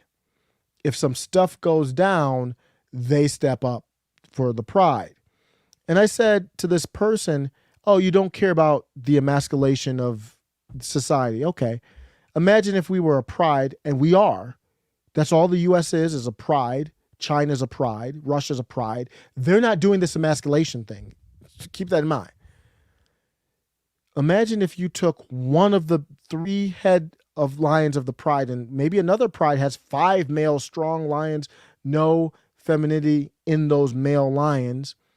Which pride do you think is safer? Which pride is in more danger? There's nothing wrong with masculinity or femininity, even if there's nothing wrong with being feminine, even if it's coming from a male person. But I just want to say there's a reason why in nature there's masculinity and femininity. If you believe in God, you don't have a problem saying that. You don't have a problem saying both are equally important. Stop crying about. And I even go further than that and say it doesn't matter if the femininity is coming from a man or the masculinity. You could say Kari Lake's got more masculinity than many other people out there. And that doesn't mean that other person's bad, but she's bringing something to the table where maybe when you look at your pride, she might be one of the lions, protecting the pride, and one of the masculine lions that are feminine would be the step back. But assume there was all equal, 2 prides, and one pride, 2 of the 3 head lions are feminine, and the other pride, they're all masculine. Maybe the feminine lions can fight. I'm not saying that you can't, but the probability is you're less safe. So they're so surface level, and they don't understand the culture, the importance of the culture wars either. What Disney is doing is controlling culture by saying this is the ideology we have, critical race theory, critical gender theory, and that funnels into politics. Them stop crying about cartoons. Okay. Or I don't know, cartoon candy like M&M's not being slutty enough for them suddenly. Like I'm done with it. Do you really think that's what this is about? I don't know if she's a real populist left or not, but it just shows how lost they are. Like they don't get this thing. And my response to this was, well, Viva Frei said, Anna Kasparian spend a minute and a half complaining about how conservative men are complaining about cartoons. Am I the only one here that sees the irony? I wouldn't go that far because she didn't spend that much time on it, but I get the point. I replied to it, the populist left is culturally illiterate, and that's why they're politically irrelevant. The culture wars matter, and they're more important than the political wars. I have a whole thread on that. Culture is everything. So winning that battle is everything, regardless of your social and political views. I brought up the Mises Caucus, and I played this clip before. I'm going to play it again. This is what they view. This is how they were able to run up and become the second most powerful organic movement in our country. It's by valuing the importance of culture. So that's kind of the bigger point. It's like we got to be working towards something. This is a long-term struggle. And we have to be working toward building and building and building. And when you do what Ron Paul did, look at us years later. We have all of this because of that. He did something that will last. That's the difference. Just to give some context, it was 4.3 million votes. We peaked at 21,000 members, I think it was, which is still less than what we were when Harry Brown was running in the 2000s, or early 2000s. Speaking is Michael Heiss, the Steve Bannon of the Liberty Movement. I'm going to reach out to get Robbie, see if I can get Robbie the Fire Bernstein on the channel, and maybe even Michael Heiss. I mean, that would be a big get for this channel, but I have nothing but respect, and his strategic political mind. He's one of the best political strategists that I know of, that I've seen in our country right now. At 21,000 members, I think it was, which is still less than what we were when Harry Brown was running in the 2000s, or early 2000s. And there is no endearing Gary Johnson movement. There's what not he's even saying, an endearing Rand. So he's talking about, this ties right into the Alex Jones, Steve Crowder stuff. Steve Crowder, Alex Jones are talking about those old libertarians. These are the ones that took over they run the Libertarian Party now. On the right is Angela McArdle. Go look up Tim Cash. She's been on twice at least recently. And Michael Heiss is saying, we had Ron Paul and the energy was through the roof. I didn't fully even understand the Liberty Movement, and I felt the energy. I still like Ron Paul and liked him back then, even though I didn't fully even understand what the Federal Reserve was. But he's saying that we had this momentum culturally. Ron Paul had the same type of energy Bernie had or Trump had with MAGA. And then he said, after Ron Paul left, we didn't keep that momentum. So we got more people to sign up for the party, but we never kept that going. It didn't turn into members. So he's like, what happened is we didn't keep the culture going. We lost the culture, so that's why we lost impact. And Anna Kasparian, she has no idea why that's important.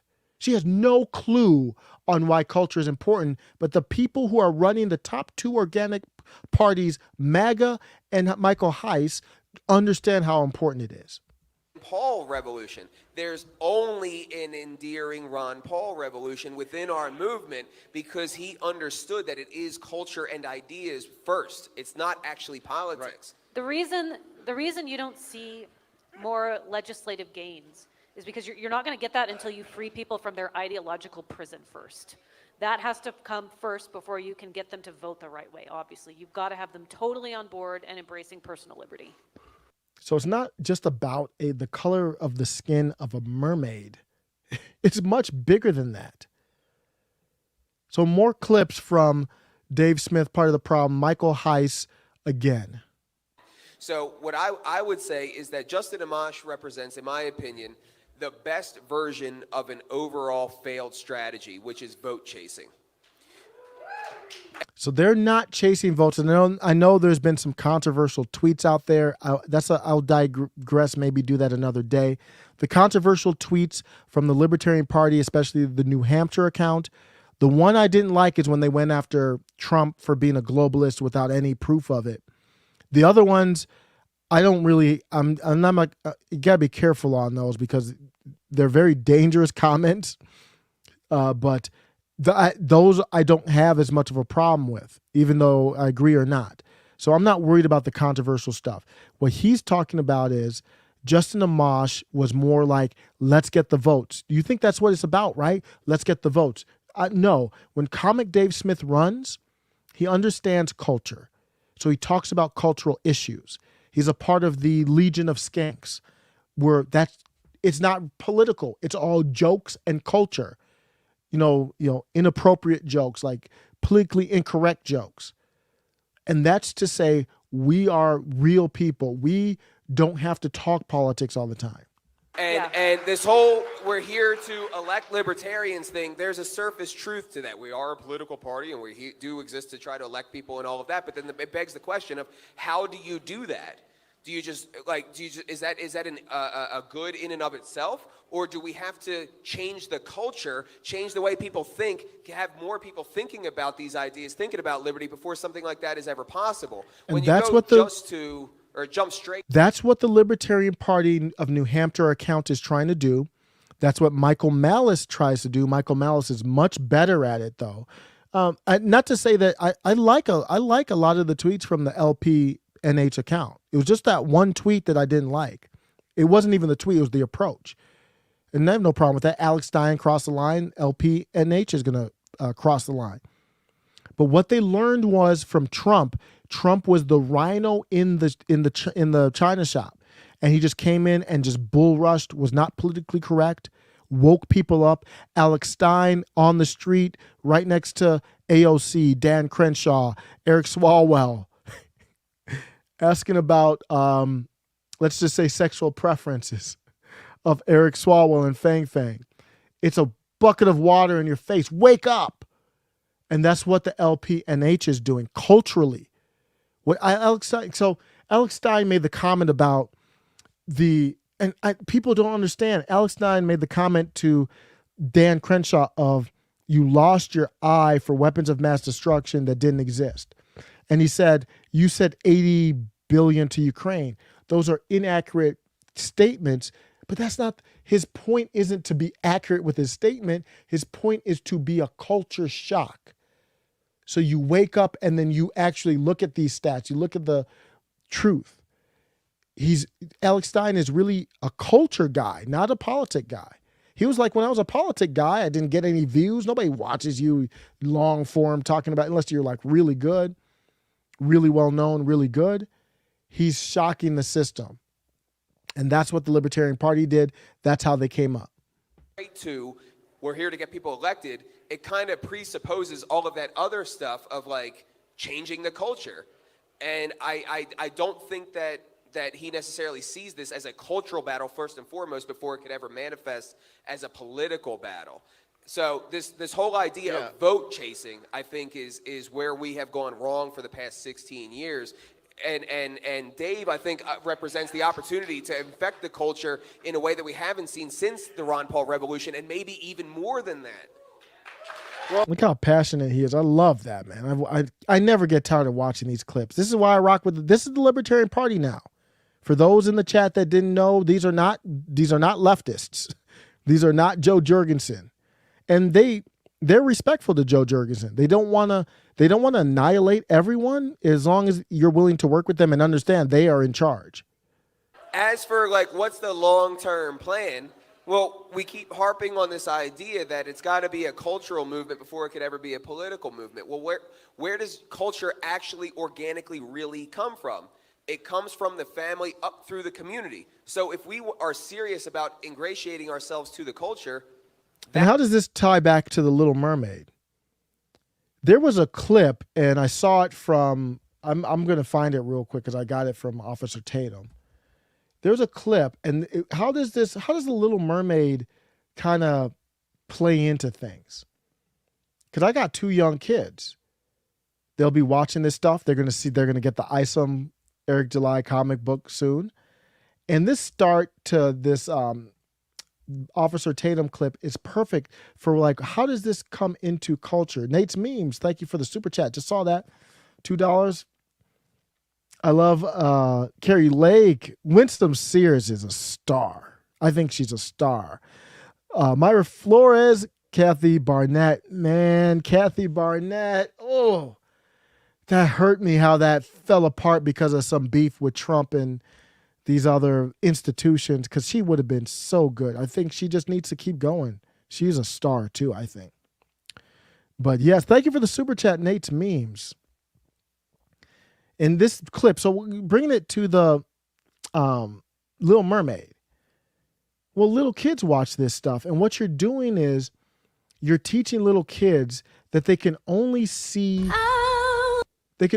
similarities in people that look like them, or even more specific, have the same skin color as them. The sea. Wish I could be. She can sing. Nobody says she can't sing. Oh. She's black! Oh my God! Yes! Oh my God! Y'all going too far with The Little Mermaid. So the kids are cheering, she's black. This is deep, Anna. Like, if you can't see it, Now, if there are people who are just complaining about it, because I kind of get deep into it, but yeah, I would say if you're just complaining about it, okay, it might be funny or something, but no, it's deep culturally. So this is a family thing.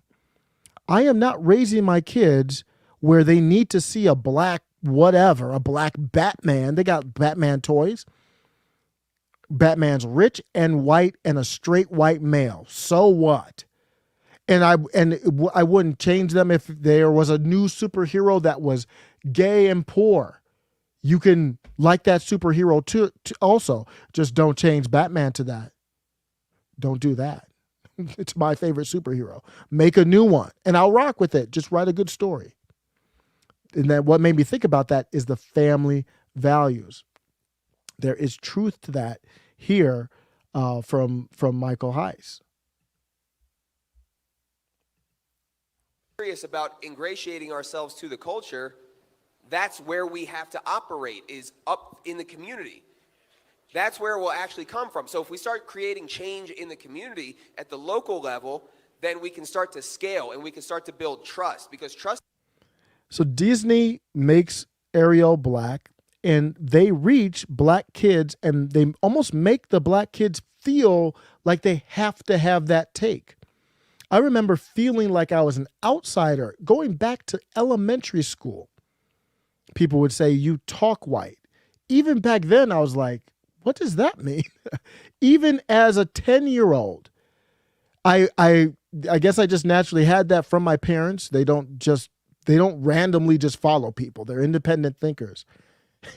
And even at that age, I never changed to try and talk differently because I didn't have my thoughts fully formed, obviously at 10, but I remember thinking, I sound white because of what now? Like, is there a way that people are supposed to sound based on the color of their skin? In my head, I'm thinking that. And I'm like, that don't make sense to me. So I wouldn't even react to it. I'd be like, okay, whatever. Trust is the actual currency that holds society together. It's in a lack of trust environment where we're divided by politics that we start to artificially hate each other. And that's what's happening, and that's the whole plan, is to not rely on ourselves, to rely on others, to rely on strong men to destroy our enemies for us. So what we have to do is create our own culture, and that starts at the local level. Listen, sound like Steve Bannon at the local level. Stephen Crowder, are you listening? Do you have a second to actually address who the Libertarian Party is now? I don't know. It was only one of the biggest stories in politics ever. I mean, you claim to be a little libertarian. You're a talking head. You should know a little something. Is that too much to ask? Stephen Crowder fans, can you go holler at him? So that's why I'm so pumped about Eric July. He's affecting culture. And I give a shout out to, I do not discriminate. Rome Bethea, flying this old Soviet flag. I know that turns a lot of people off. All it is branding. A lot of people will be turned off by super MAGA. They're like, you're a MAGA idiot. You're in a MAGA cult. We know that's not true, but they'd be turned off by it. So don't get turned off by the Soviet Union flag. Find out what that person is about. And he's about good things. So I don't care about the Soviet Union flag is just branding. And I did this to give him credit. That's the branding that's working for the populist left, is the Soviet Union stuff. So go with it. I'm just ranting today. Let me know what you think. I went back. I was just searching for another tweet and I found this article and I never covered it. And I thought it was kind of funny. Grand Theft Auto allegedly could be going. I subscribed to the Daily Wire, not the Daily Caller. Wait, is this article still up? Maybe the article. Oh, here it is. One of the most violent and offensive video game franchises ever is getting a woke makeover, huh? They're not going to make Grand Theft Auto 6 woke. They can't do that. It wouldn't be Grand Theft Auto 6. This is from July 27th. Rockstar Games, the the producer behind the notorious and legendary franchise. If you haven't played this game before, this game is so cool. Is it not showing? This game is so cool. If you don't play video games, you would love this game. All it is an open world, real world environment, kind of, buildings and stores and all that, cars, where you can do whatever you want. You can carjack someone, you can mind your own business, you can stop at red lights, or you can break through red lights. Think about what you want to do. You could do it in the video game. It's getting close to like meta type stuff without the headset right now. It's wild. It's a fun game, great games, always been great. And they're thinking about, I think they're working on another one that's been out for a long time in the works, 6. They said it will introduce a playable female character of Hispanic descent in the storyline inspired by bank robbers Bonnie and Clyde. That sounds dope. And then it said, New York Post said, Grand Theft Auto 6 to have female hero. I don't have a problem with that. So I'm good with that. I didn't mind Rey in Star Wars. A lot of people were turned off by that, I think. I like strong heroine female characters. I have no problem with that. It's just, did you write a good story? But then it says scale back racist, sexist jokes, because the whole game is filled with innuendo, racist, sexist, misogynistic kind of jokes and innuendo. And that's what makes the game. So, this is the game where you steal cars, you get into stuff with police officers. You're supposed to commit these virtual fake crimes. They've made jokes that could be deemed as transphobic in previous games, and it looks like they're under pressure to stop that. You can't do that and have Grand Theft Auto. It's not possible. So I said back in July, when they did that, I was like, wait a second. Grand Theft Auto 6 actually would be dope as a woke game. Think about it. Think about it for a second. You could play as that T group. You could terrorize Portland with Molotovs and all that kind of stuff, breaking windows and, doing the little petty stuff they do with no police intervention. In the game, you get stars. Like if you do too much crime, it gets more elevated until the FBI come. But that wouldn't happen. Not in Portland. It doesn't happen. You could burn down cities and buy mansions as Black Lives Matter. That would be pretty cool. You could fortify elections. That would be dope. You could fortify elections for corrupt career politicians. You could be an old politician that's been in Congress for about 50 years that likes to sniff the hair of certain people and have the election fortified for you because you stayed in the basement the whole time because you could barely put a sentence together. That would be dope, wouldn't it? You could imprison your enemies. Like imagine a woke version of Grand Theft Auto. You would control the FBI. You would be Steven Crowder. That's what they want to do. Steven Crowder and Alex Jones, in my opinion, they want control of the FBI so they can run up in Alexander Ocasio-Cortez's crib. That's what they want to do. That would be Grand Theft Auto as a woke video game. I think it'd be pretty awesome. Somebody make that game. Let me know what you think.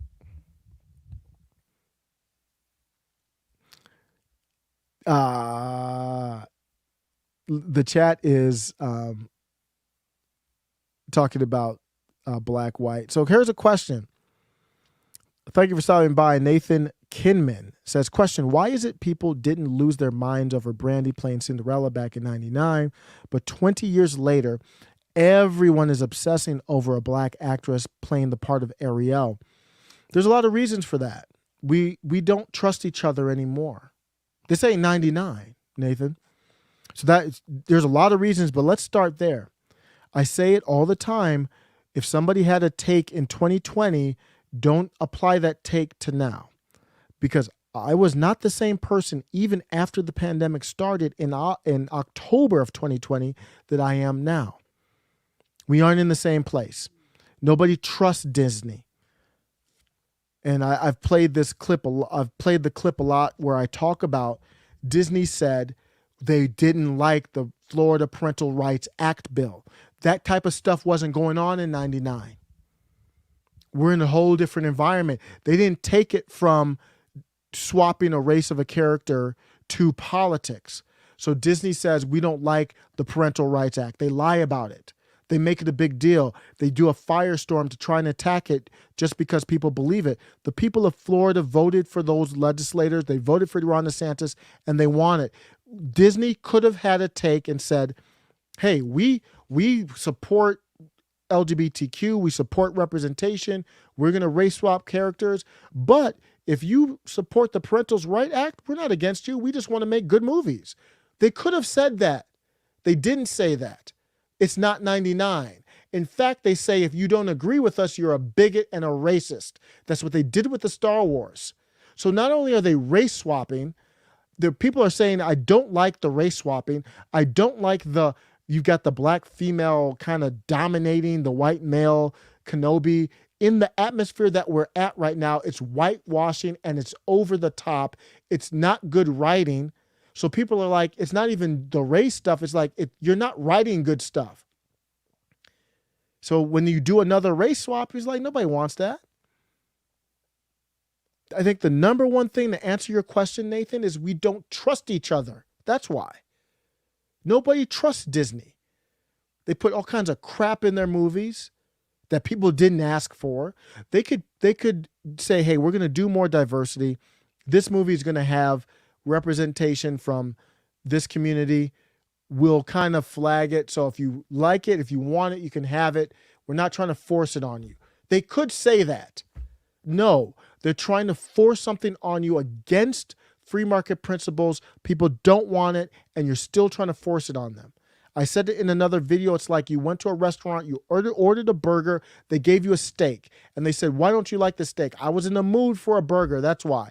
No, eat the steak or get out is their answer. Fine, you can do that. I'm going to get out, but then I'm going to talk about you. That didn't happen in 99. That didn't happen in the 90s. That's the difference. That's why it's important to talk about. So don't let people like Anna Kasparian tell you, oh, you're talking about Ariel and it doesn't mean anything. To hell, it doesn't mean anything. If it didn't mean anything, why'd you race swap the character? Of course it means something.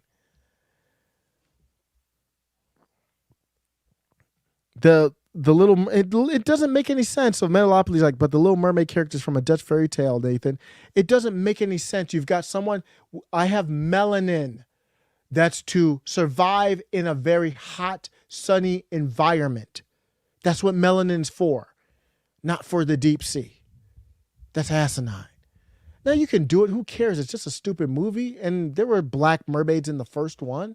They were like side characters. You know what? Here, Nathan, why didn't they take one of the black mermaids in the first original movie and just make a new movie and say this is a side project, or what do you call them? A spin-off. It's a spin-off movie. I would have had no comment on that.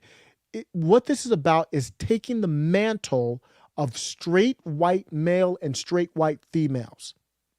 Period. Is going after them. And in 99, it didn't feel like that. Maybe it was, but we weren't in the atmosphere where a lot of people realized it, or it didn't feel like it. That was the biggest difference. Nobody's in the mood for race swapping anymore. Everything's become political.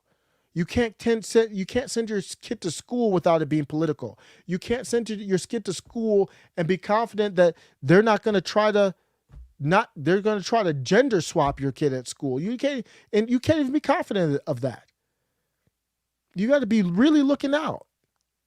We're in a totally different environment. 99 feels like BC.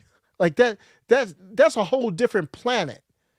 That's how accelerated things have become to centralized control. What's up, Ryan Smart? Stopping by late night on a Friday. We're in Saturday morning. Saturday, I'm going to be doing flag football with my oldest and soccer. A little worried about, this is good to have my youngest playing soccer. He's a little crying a little much. And I don't know. We did mask him at a young age. I think that's always in the back of my mind. Like, is he not adjusted right? I think he'll be okay. I think I might be a little bit overreacting to it, but I don't know. I'm going to see. My wife's going to be with him. I'm really going to ask her, how did he do? Did he not cry? Did he talk to his teammates? It's good to get him in sports to make sure he's doing that. My oldest is, I think, better adjusted to that. He's playing flag football. We were throwing football with the junior so I like the little junior size footballs they're going to be using. So it's big for him, but it's a perfect size for him. Just playing catch we went to a park. So we'll be playing. Hopefully everybody has good plans, and then doing cleanup. Weekends, man, I'll be honest, the weekends aren't that exciting. I recently had to, I hadn't posted or uploaded in a while because I was doing family stuff, business stuff, like not this, but work, my real work stuff, making sure that's all done. But this weekend's going to be literally cleaning and taking the kids out to play. I like football. I haven't gotten back into a lot of sports, but I will put the football game on in the background while I do cleaning and stuff. I don't even know who played yesterday. So that's how far out of sports I am. I don't know who won. I don't even know who played Thursday night football. But I still will put the Browns on Sunday. So hopefully everybody has a good weekend. Nace Memes, big fan of Eric July. I'm a big fan of Eric July. The Ripperverse has signaled a major shift in pop culture. It's a big deal. Huge deal. Can't wait till we get the books. We got 2 books ordered. Let me go to theripperverse.com. I didn't even do a grift for myself, and I'm doing a grift for Ripperverse. I did a grift for Steven Crowder, the Libertarian Party, Dave Smith, Ripa. I didn't even do a grift for myself. But here's the Ripperverse if you don't know. Eric July. And this is a non-political comic book as far as like putting in, force-feeding ideology to people. I think part of the great thing, especially X-Men, the animated series, Batman 2, but X-Men, the animated series had a lot of political stuff in it, almost like Star Trek The Next Generation, like debates over authority versus liberty type of stuff. I'm sure he will have those principles in there, but it won't be like force feeding. And I don't really have a problem with having woke principles in a book. I think he should. I don't want to tell him what he should, but I think it's a very common topic. So I think woke principles should be in a book now, but we should be showing the pros and cons of it. And the other side, it's not to force propaganda. That would be dope. And I think I wouldn't be surprised if he writes that in there, like woke stuff, but showing the pros and cons of it. Who knows? But this is his book here, pre-order. He's at over 3.58. Ooh, he's at 3.59. Look at that. You want to know what's up? There you go. Eric July, if you're just listening, I'm playing the video, the promo video. My son and I have watched this multiple times. I've done this on my other channel. Let's go.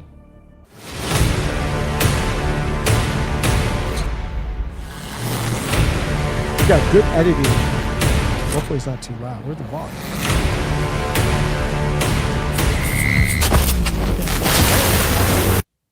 It's blowing my ears out.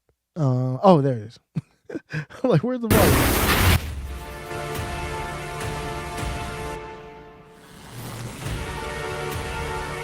Let's go. Animated. One step at a time. One step at a time.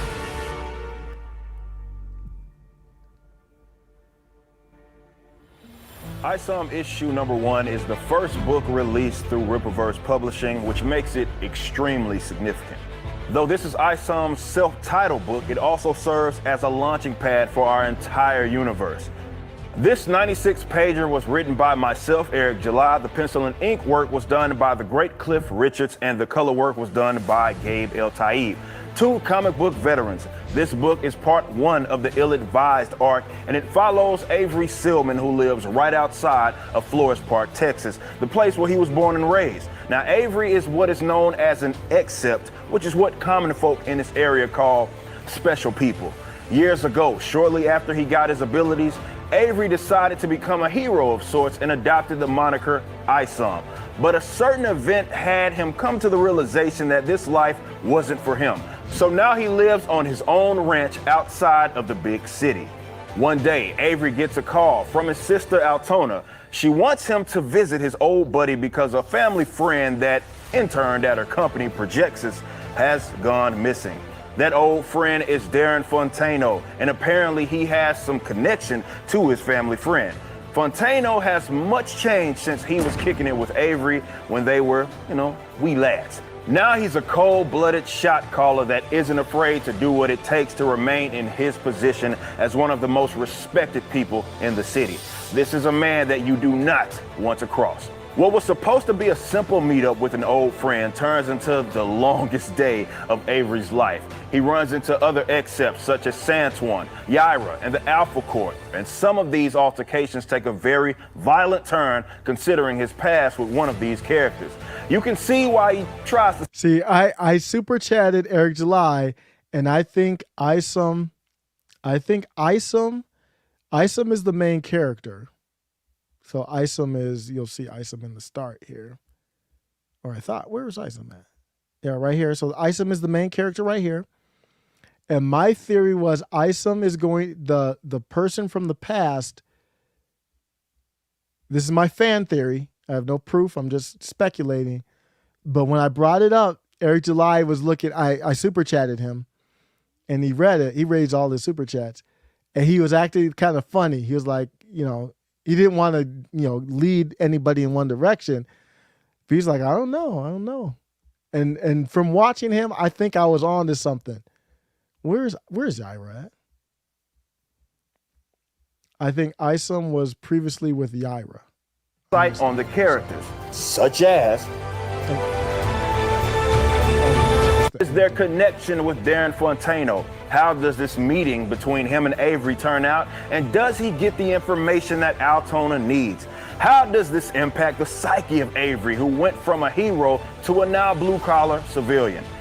What was supposed to be a simple meetup with an old friend turns into the longest day of Avery's life. He runs into other excepts such as Santuan, Yaira, and so my theory is that, and I don't know, but my theory was Isom and Yaira were a couple.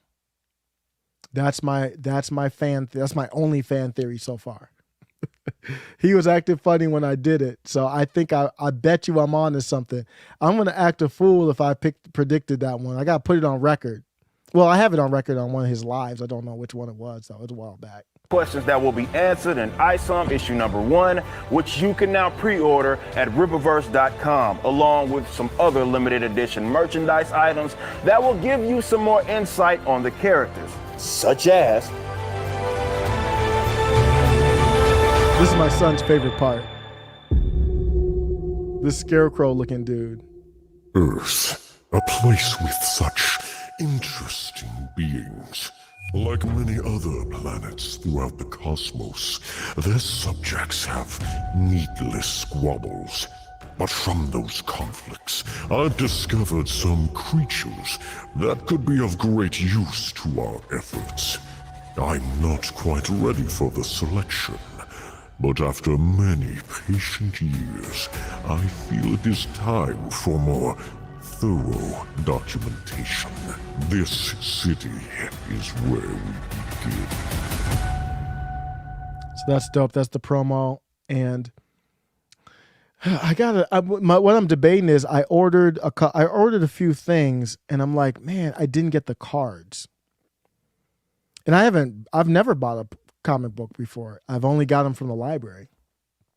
But I'm pumped for this one. And many people are kind of first timers that he's doing here, but a lot of people are comic book people. So I got, that's cover C. No, I don't have cover C. I did get this Yaira poster, so I might do something with my background where I can hang up the Yaira. I think this is dope. This is dope. That's dope. That's really dope. That's one of the most popular items, I think, in the store is that Yaira poster. I think the Yaira poster looks better than the Isom one. Does he not have the Isom poster anymore? Wow. Oh, no, here's the, poster pack. So that's the Isom I don't know how well you can see it, but on the right-hand side, there's the ISOM. I think that's good too. I got one of each. One son got the Yaira, one son they got the ISOM, and I don't think he has the covers. We got covers A and B. He's selling C. So excited to read the story. We're going to go deep. My son got that Captain Marvel story from the library. It's completely woke. So I still read it to him. I read the woke Captain Marvel or Marvel comic book to my son multiple times. I'm not going to tell him what to think or not to think. I'm just going to make sure he gets a balanced meal, let's just say. We can go to McDonald's every once in a while, get a little poison, but we're not going to eat that every day. Ripa already has fan art for this. He's already got fan art. I did a thread just to kind of compile everything. I'm really struggling with the threads on Twitter. I don't know. Because you can accidentally do a reply instead of a next tweet, and then it's hard to find it. It's annoying. There's already fan art. Look at that. Somebody already drew their own Yaira. That ISOM is dope. I think the ISOM looks better than the Yaira from etc. Props to that. That's a dope Yaira. Yaira, her assets got bigger, huh? This person reimagined Ira with some special powers, let's just say, in the chest area. So good. More fan art. This is him in the studio. He's way past this. He's got, I don't know, he might be mailing them out soon. I got an email a while back. So you see the fan art. There's a guy who did an animation I'm looking for. Look at this. Look at that. He already got cosplay. I wonder if he was kind of wiping away a couple tears after seeing that. Could you imagine grinding to the point where you start your own comic book or whatever, and it's not even out yet, and you got somebody cosplaying you? That's dope. That's culture. And the Kasparian doesn't understand. Oh, it's just a stupid comic book person. Who cares? You don't.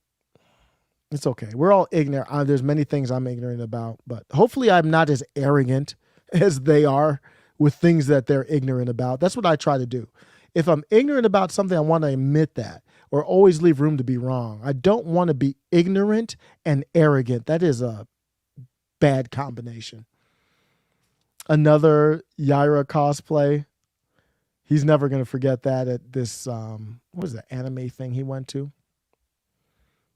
It's dope. Somebody did somebody did like a little animation. Did I not put this in? Oh my goodness. How could I not clip that? It was so dope. I think it was Yaira flying. Let me do Ripaverse fan art. He's gonna do a fan art contest, I think. Oh, that's kind of cool. Look at this. Look at this. Am I sharing my screen? Sometimes I forget. Oh my God, I'm not sharing my screen. That's a waste. I'm showing pictures and stuff. So look at this. Is the Yaira fan art. That's dope. ISOM fan art. I like these. Man, he needs to make out figurines like that. That looks dope. Keep in mind, these are just random style experiments as fan art, not main art. Anyway, this will be the last of these. Chibis, is that what they're called? That's dope. Oh, wow. Who did that one? Oh, it's the same guy. Man. That is, or I don't know who did it, but that's dope. A Yaira. Oh, wow. Who did that? That's like a real looking one. My goodness, the fan art is crazy. Oh my gosh, that is dope. Finished Yaira fan art already. They're already drawing fan art. I like how this Yaira is a little thicker. I like that. I don't care about the assets in the chest like this other one that they did, but I like the little thick. That's a dope one. A little bit more sketches. Oh man, that is crazy.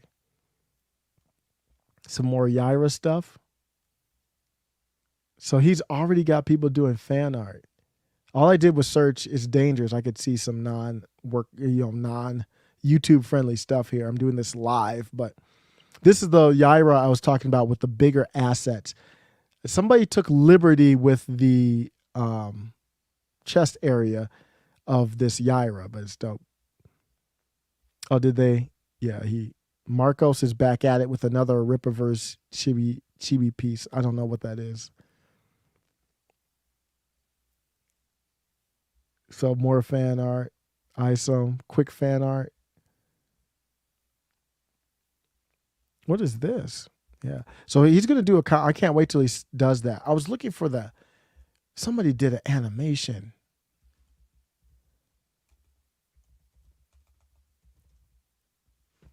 It's just Yaira flying, but oh wow, that's dope. Man, some of this fan art is dope. Yaira is quickly becoming one of the favorite characters. I mean, it's just a dope outfit. But Isom is the main character. Yep, let me be careful. Because I don't put the safe filter on because I want to see everything. And sometimes when you could search any trending on Twitter and you'll get something you get more than you asked for. A super chat. Thanks for the super chat. Nate's Memes, $2 super chat says, what do you think of executive order? Yeah, I saw that. I'm not prepared to fully discuss it, but we're talking about the executive order with digital currency. I don't have my full thoughts yet. I did talk about it a little bit because this is not the first time it came up. I talked about it a few months ago. But we went from backing our currency with gold to essentially backing our currency with guns, military-wise, through oil. And basically, if you didn't trade oil in American dollars, we would allegedly, in my case, I'm alleging that we would overthrow or fund somebody to overthrow your government. Now, China is not buying oil from Russia using the dollars. What's the point of that? They're trying to freeze out the dollar. So the dollar, I saw in Lebanon, people were breaking down banks. Just like China, they were going into the banks and saying, hey, I want my money. And the bank was like, nah, you can't have your money. And then people started going wild. The dollar is losing value. And you can't change that. The only way, and you might be seeing that through the markets are crashing. I think part of it is you're trying to erase currency, erase money from circulation to increase the value of the dollar. But another way that you can do that is to stop the dollar altogether. I had some people doing some stuff in my crib and I couldn't tip them. I had to tip them through a check. I don't have cash. I literally don't have $1 of cash on me. I know that's stupid, not a good idea, but we're already digital. So what they're going to do is make that official and do a digital currency. If you have a digital currency, you have centralized control. You go up through the Great Reset and the Economic Forum. They would probably say, we want control of all these central banks, the Federal Reserve and all 12 banks under them and all that. You use digital currency, then you can have a world power controlling all of the money. No different than like Lex Luthor or other superhero movies where you have the villains. And that's all a matter of perspective. I tell my son, he says, this is the bad guy, that's the good guy. And I say, yeah, that's what people typically look at people as, but it's a matter of opinion. It is absolutely opinion. When you look at Professor X, you look at Professor Xavier, and you look at Magneto. You say Magneto's the bad guy, Professor X the good guy? I don't know. It's a matter of opinion. So they're all going to it's easier to centralize power, and you can't do under the table. There would be no more under the table purchases. You can't go, if you went full digital currency, you couldn't go to a gun show and pay cash for a gun or whatever it is you want. So once you've got that, then you control everything. You can make money expire. You could say, we've got inflation, and we'll say, hey, if you don't spend 10% of the money in your bank, that won't happen overnight. This is going to take generations, but that's what they're laying the groundwork for.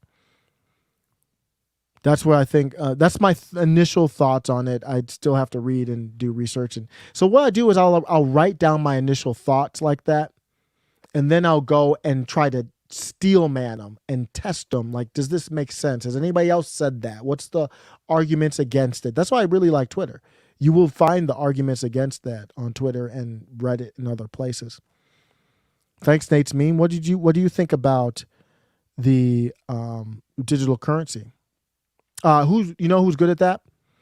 I'm grifting everybody except for myself today. Hotep Jesus.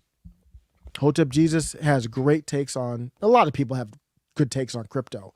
I follow a lot of people who have good takes on crypto. That's kind of what the central currency would be. They don't want Bitcoin to take off because then they can't control it. I think Bitcoin is very valuable, but you make your own decisions. I don't think it's valuable as I'm going to buy it and assume it's going to go up in price like a stock. It's valuable in it is another way that you can trade for goods and services. That's the value to me. I don't really look at it as it's worth this much per dollar or whatever. It's another avenue for me, which of course that matters, but it's another avenue to get bread or whatever if you need to. Nate's meme said, I ordered 2 copies of iSome1 as well. Yes, I ordered 2 copies because I want to teach my son. He's a little rough with his toys. He's only 6, so he'll lose pieces and stuff. I want to get him one where we do not open. We're not taking it out of the packaging. I want that bad boy in mint condition. I went home to Cleveland recently and opened up a drawer, and in the drawer are hundreds of baseball cards. And most of them are not mint condition because I was playing with them, taking them out, looking at them, flipping them. We used to flip them back in the day. I want him to take one of these comic books and learn how to preserve something. I want that bad boy in mint condition. I don't want anything spilled on it. And I'm not going to tell you how to do it. You find a place to put it and keep that bad boy nice. I want to someday, maybe you come back to wherever, I'm an old man and probably an old man playing video games, or I'm in Meta. As an old man, I'll be in Meta, or I'll have Neuralink. I will get Neuralink. A lot of people are shocked by my pro-transhumanist take, but oh yeah, you will have to get Meta. You will have to get Neuralink, or you'll be a second-class species, not even a citizen. So yeah, I got 2 copies, one for collectors and then one for us to beat up and read and just have fun with. So good stuff there. Petrodollar, let's see what everybody knows here. The last, all the friends of shows coming through, thank you, says if the petrodollar collapses, people are going to think 1920 seemed mild. Absolutely. Oh, I'm thinking about prepping. I'm looking at prepping videos. Did y'all see Lebanon? Oh, yes. The last is speaking the truth. And I don't want that to happen. And I'm not even predicting that that's going to happen. But it's a possibility.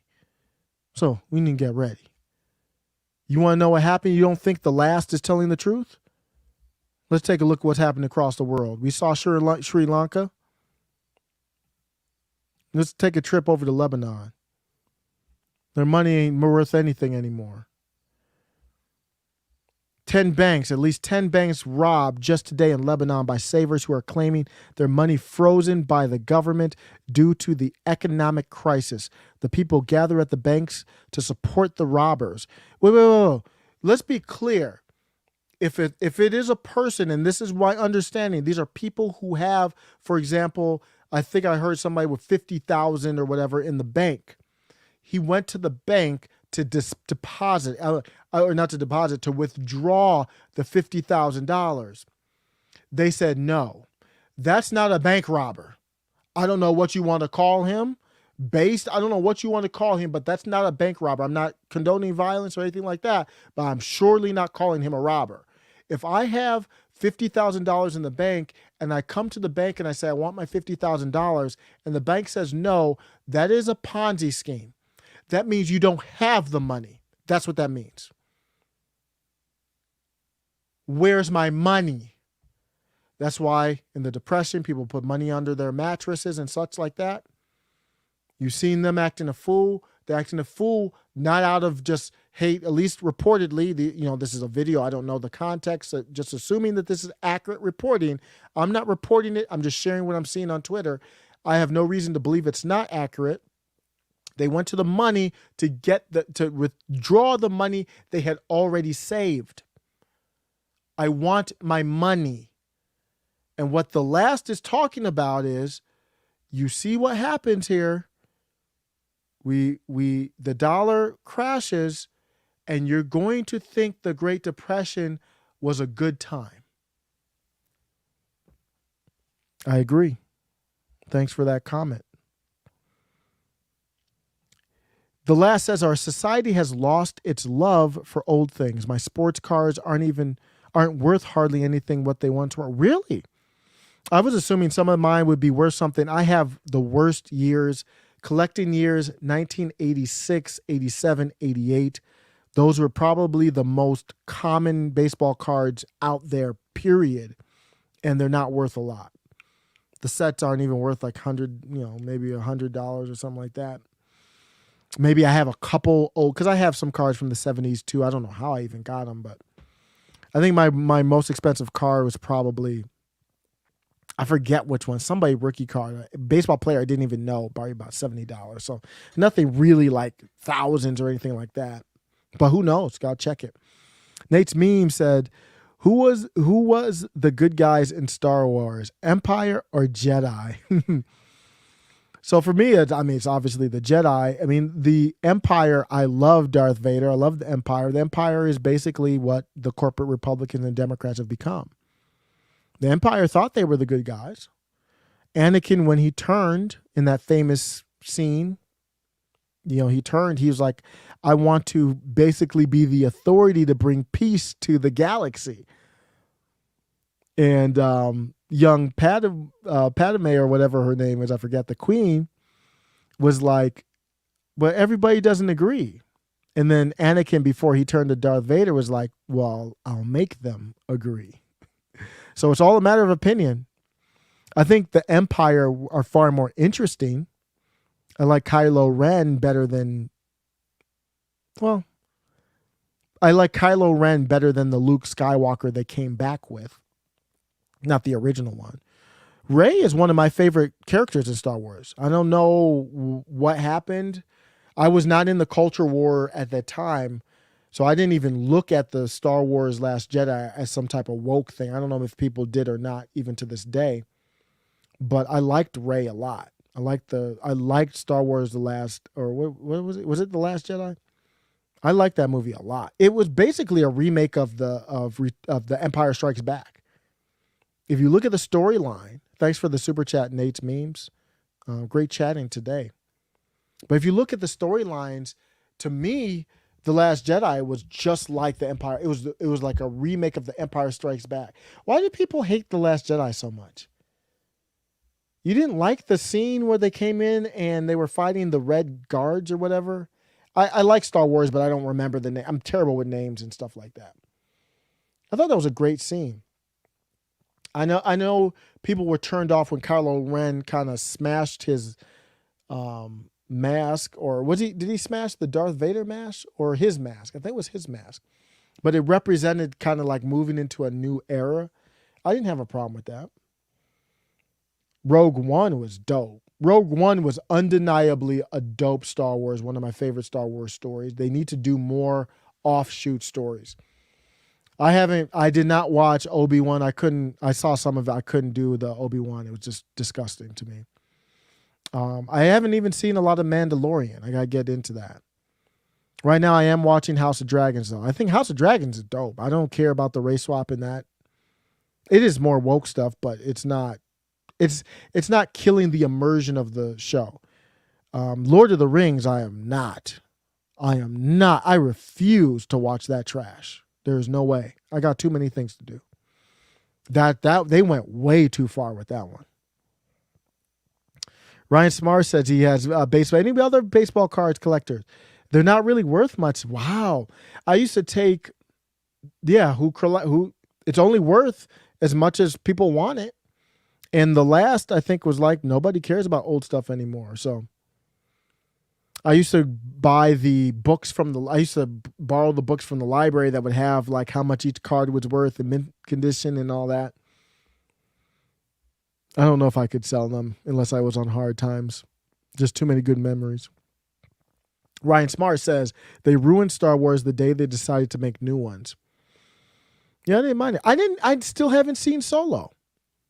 Solo is the only Star Wars I haven't seen. I don't know why I've never seen Solo. I have not heard good things about it. That's good that you said it was good. So, or are you talking about?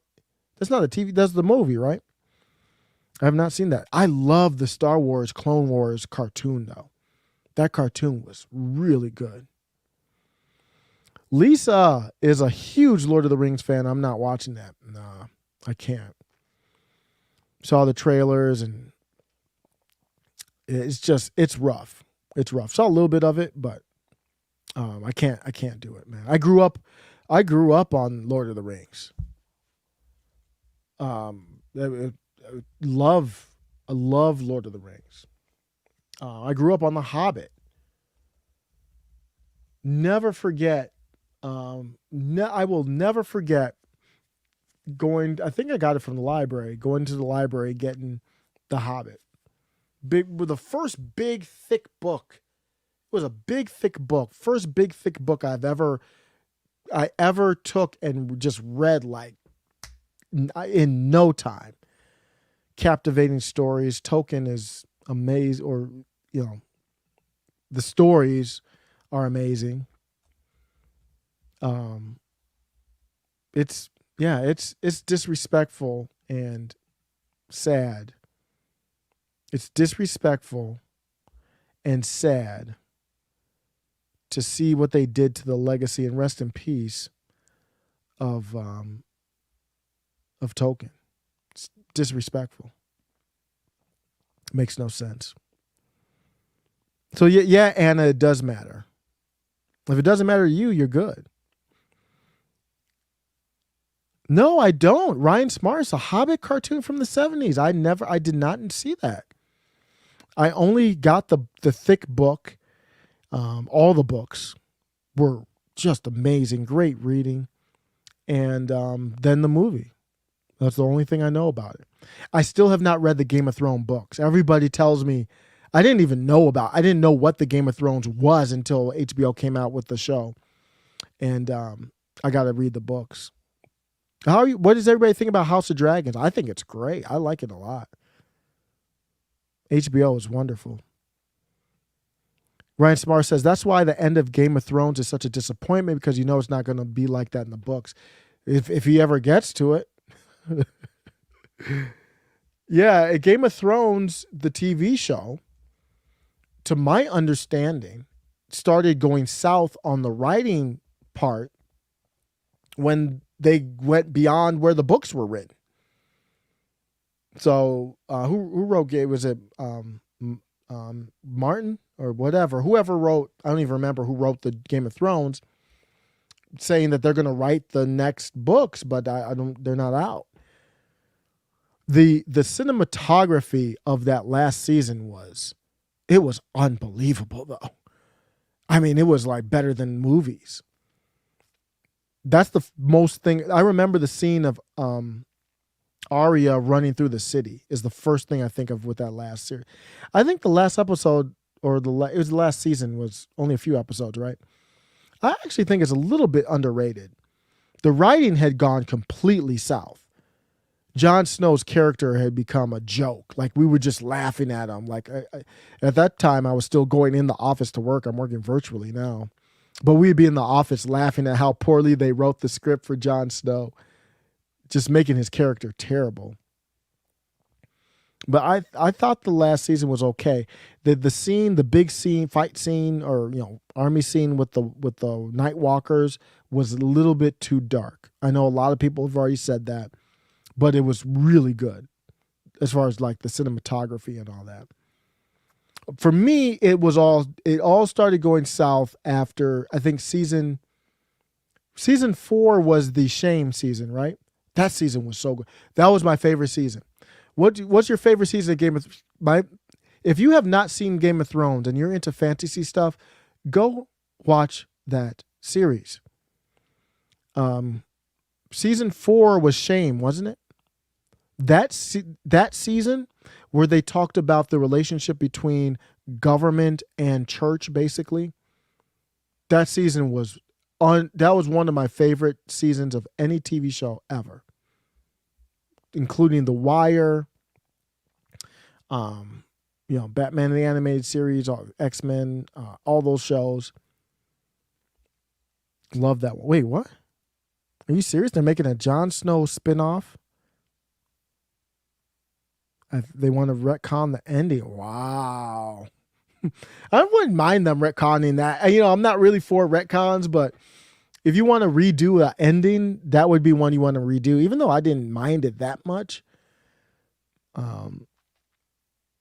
Sopranos is one of my favorite TV shows as well. So that season where they did all that, and then at the end, we're well beyond spoilers at this point, but I don't want to spoil the end of that season. That was my favorite, man. One of my favorite, and tell me if I'm right, one of my favorite evil characters or bad guys, it's all a matter of perspective, is Cersei Lannister. She was a badass. One of my favorite. I really think female superheroes, evil or not, tend to be more interesting than the male ones. Cersei Lannister, what a character. Power, conniving, evil, but she was a politician, aristocrat. And she became the most powerful person in Game of Thrones and didn't have to lift a sword. Loved her character. That's why my wife couldn't watch it, because of the, I don't know if YouTube will allow me to say what it is, but it's weird. I watch like Nick Rekreda and all these other guys, and they say anything. And I'm like, damn, can I say that too? Almost like, nah, if I say that, I don't know if my video would still be up. But yeah, Cersei and the Game of Thrones started off with that as the big secret. My wife hates that part, and that's the big reason why she won't watch it. Not even the gore or anything. Yeah, George R. Martin. Is that how you pronounce it? It's Martin? I don't know much about him. I just know well, why can't you stand him? Because he won't finish it, or what? It must be hard to finish that. How do you write a story that's so complicated? Like Eric July is going to have that continuity thing too, because you've got to have like a chart or something. How do you make sure, as you keep building out universes, and not different universes, but parts of your universe and characters, that you keep the continuity? It has to get pretty complicated at some point. You got to have Q&A. Game of Thrones taught me how scandalous people can be. I was very naive before that. For me too. It was a very political show and showed you how politics was, like the eunuch. Forgot his name. And then Littlefinger, I believe his name was. They really ran things too. Great show. Ryan Smart says, I think Winds of Winter book 6 will be coming out next year. Really? He's been dropping hints. Wow. So maybe I need to get back to reading. See, the challenge that I have right now is I feel like I'm behind, but I'm not behind anything, because you progress at your own pace, but I feel like I'm behind on reading about libertarianism and books and philosophies and all that. So it's like when I got free time, I want to do that, but then I've got to decompress too. But then I'm watching House of Dragon, so that takes my reading time from fiction away. So just got to decide what I do with my time. Then I want to get back in shape too, so that's going to take out some time. I'm just ranting here, but What's Metalopolis talking about? Latest Dungeons and Dragons controversy. Apparently, I did hear about it. I don't know much about it. I don't know Dungeons and Dragons, the D&D stuff. But there's a race of monkey people that the liberals said look like black people. I saw that Gothic, I think. Didn't Gothic have that as one of her thumbnails? That'd be right up her alley, of course. Gothic is great. But I don't know enough about it to talk about it. I just saw the headline. Here we go again. I mean, I wouldn't be surprised. Oh, wait, what's this? You should read Fire and Blood. That's what House of Dragons is. Oh, is it House of the Dragons? Is it the House of the Dragons? I think somebody had a funny thing on Twitter, like black people say House of Dragons when it's really the House of the Dragons, I think. But yeah, I'm going to try to make time to read that.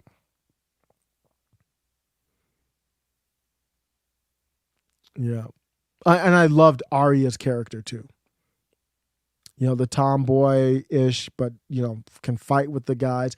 The females have the better characters, really. But what's his name? How could I forget his name? The dude who got his arm chopped off. The one Cersei was with. The brother. Somebody help me out. He was a good character. Because he had a good progression from the pretty boy and all that to like having to be a little grimy. Of course, the little person. I already forgot. I forget everybody's name.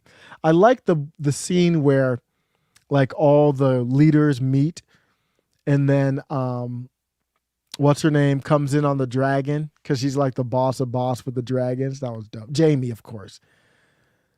Jaime Lannister, his character development was good. It was really good. They all had good character development, except later on. I know Jon Snow. I wasn't really a fan of Jon Snow coming back to life, though. That was kind of whack to me, but Tyrion Lannister is Peter Dinklage. Yep. His character was dope. Peter Dinklage went woke, I think. But all these actors have to be woke. I got to go back and watch the original. I've seen, believe it or not, me forgetting Jaime Lannister and all that. I think the way my brain works is I think I do consciously say stuff that's irrelevant, purge. I've watched Game of Thrones, never read the books, but I watched it through probably 4 times. You know, within a few years after it came out, my wife would be seeing me watch Game of Thrones, and she'd be like, "Are you watching it again?" I would just have it on in the background because I've already seen it. It's okay if I skip some stuff. You know, it gets slower in some areas, but the Red Wedding was, man, that's when I was like this. When I was watching Game of Thrones, I already thought it was good. There was a couple moments when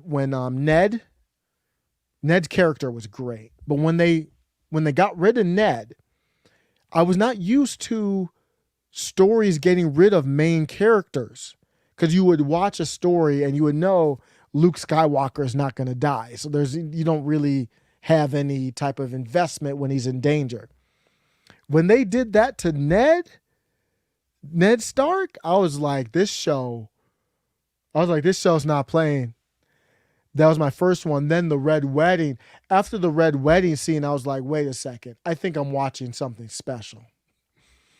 I did not see the Red Wedding coming. And I was behind too, and no one had spoiled it for me. And I did not know about it. And I think I was on Facebook at the time, and I was like, are y'all watching this? Game of Thrones is cool. And that's why culture is important. Like we're not even talking politics with that. Anybody can watch it.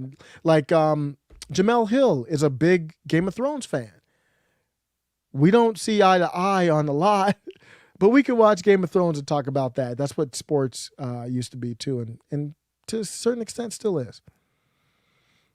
Nate's Memes says George Martin has taken pot shots at his own fans when he has failed repeatedly to deliver what he has promised because he's too busy doing shameless cash grabs. Oh, yeah. I mean, I think it really matters relationship with the fans. So, I mean, if he's got to people got to eat.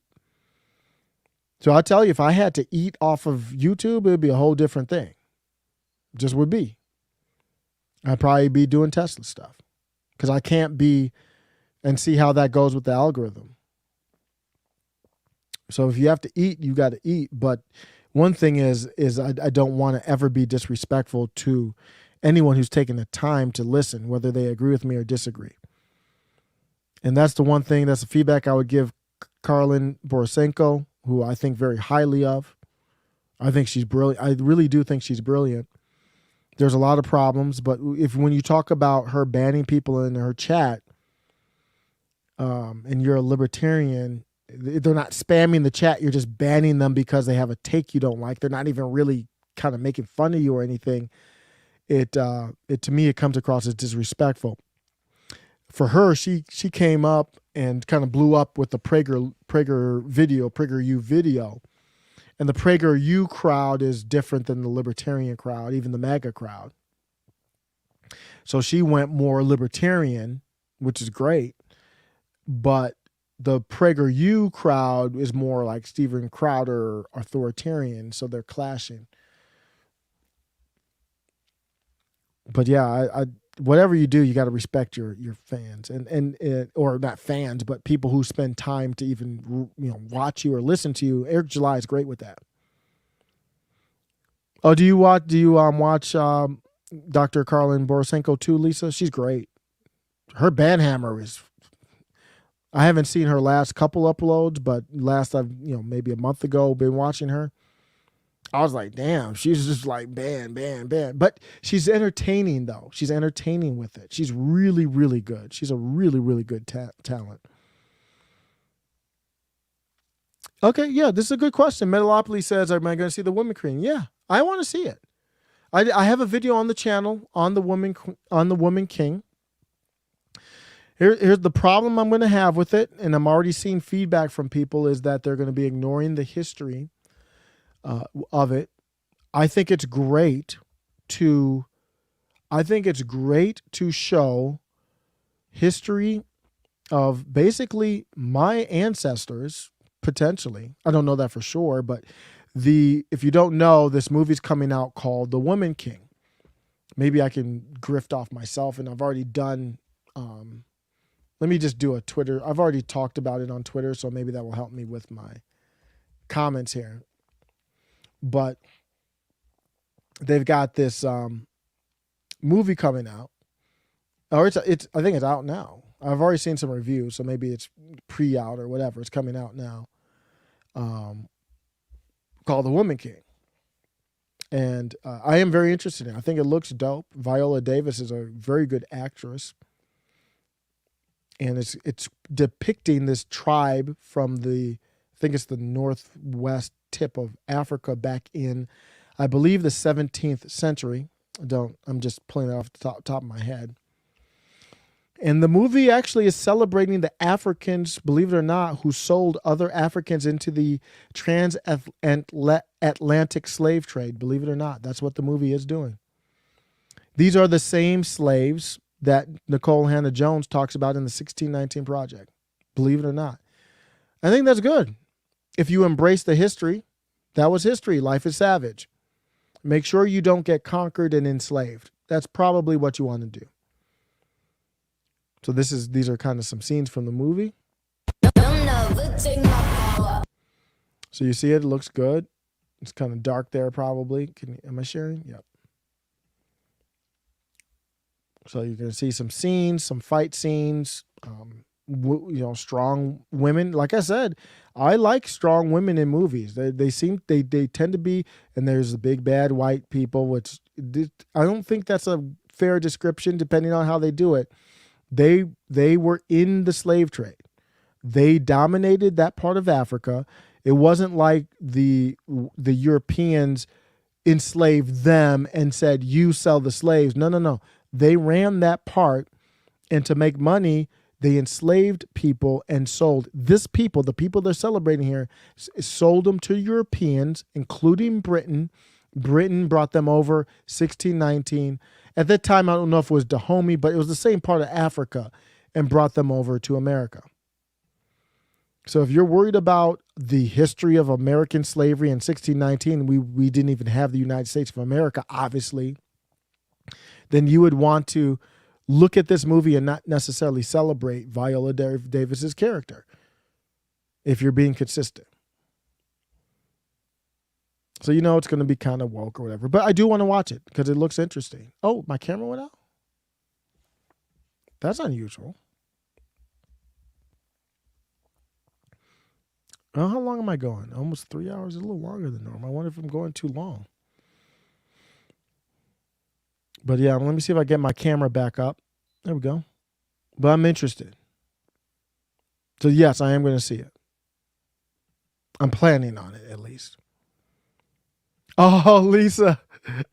Lisa is so funny, man. I like Lisa. Lisa's like, I used to be a fan. I think she's talking about Dr. Karlin Borisenko. I'm banned. You know, the thing I don't like about that also is that it doesn't make me want to post. Because I don't want to be, I want to still engage with her. I don't want to be banned, and I don't want her to take a comment the wrong way if I disagree. It does not foster a healthy environment, in my opinion. But she did some videos where she was like, hey, you know, I'm going to quit from YouTube, and she quit for like 5 hours or something. She's back. Anytime somebody I know is on a lot, they say, I'm going to be off Twitter. I'm like, okay, I'll see you tomorrow. Kind of like the Roadrunner and Coyote, I think it was. They used to clock in and clock out. Like they'd go at it, then clock out. And like, I'll see you tomorrow. So but anytime Dr. You know, I respect it because, you know, sometimes she's emotional and tears about it kind of and serious about it because this stuff can mess with your mental health. But in my head, I'm like, okay, I'll see you tomorrow. You're going to take a break from YouTube. Okay. Well, I'll see you probably in a couple of days. Have fun. But I don't comment. I really don't. I don't comment unless I have something that agrees with her, and that's probably what she wants because I don't want to be banned. But we have disagreed on Twitter when she was on there. I'm not going to be afraid to disagree. Yeah, I know. I don't know if there was something about the tribe where it was called a king, or I think that, I don't know if they Americanized that to try to, yeah, is that a queen? You mean a woman queen? I don't know why they said that. Maybe I'm ignorant on something there. Did the African tribe can essentially call the woman a king? Maybe. I don't know. It does seem weird. You know, it's about a tribe of black slavers fighting to preserve slavery. Right? Exactly. But no, I'm still, yeah. What's wrong with that? That really is what happened. They're not going to depict it like that. They're going to depict it like the big bad Europeans made us do this or something like that, or try to enslave us probably. I doubt they're going to depict the history accurately. And Bounding in the comics did a review on it. It didn't sound like they stayed true to the history. I'm all for that. I love that. Show the history before. And these tribes in Africa were very efficient, smart, advanced. So show the history of Black American ancestors before and show that they were participating in slavery as well. And that lessens the blow of, oh, America had slavery. Oh, well, they actually were here because of people with the same skin color to make a profit off of spices, jewels, and money.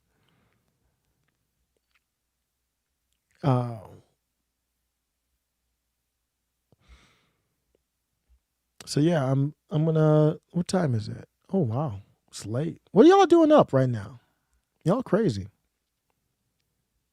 But no, seriously, thanks for stopping by. I had my tea, but that tea is working. But I went to Amazon. I'm a little worried, and they were like out of stock. I'm like, oh, that's my tea. I can find some other tea with caffeine, but you know, once you get in a rhythm, I feel good. I'm gonna keep going. I know when I go back and listen to this, I'm like, ooh, I can tell I'm tired. It's 2 a.m. my time, Mountain, 4 a.m. Eastern. My wife's going to be like, get your butt up in the morning. She's like, I don't care how late you were up doing a live. Don't do a live then. Can't blame her. But we are in the midst of the biggest stick up in the history of the planet. We're in the middle of the biggest theft that's ever happened in the world. U.S. household wealth suffers record drop in second quarter. So we might want to figure out what's happening with that instead of rating people who are just political enemies. U.S. household wealth suffers. I'm going to end this live on a positive note with Josh Hawley grilling a TikTok executive. I don't know if you saw that. This is a down one, but I don't want to make it a negative. I just want to be aware of what's happening so we can prepare.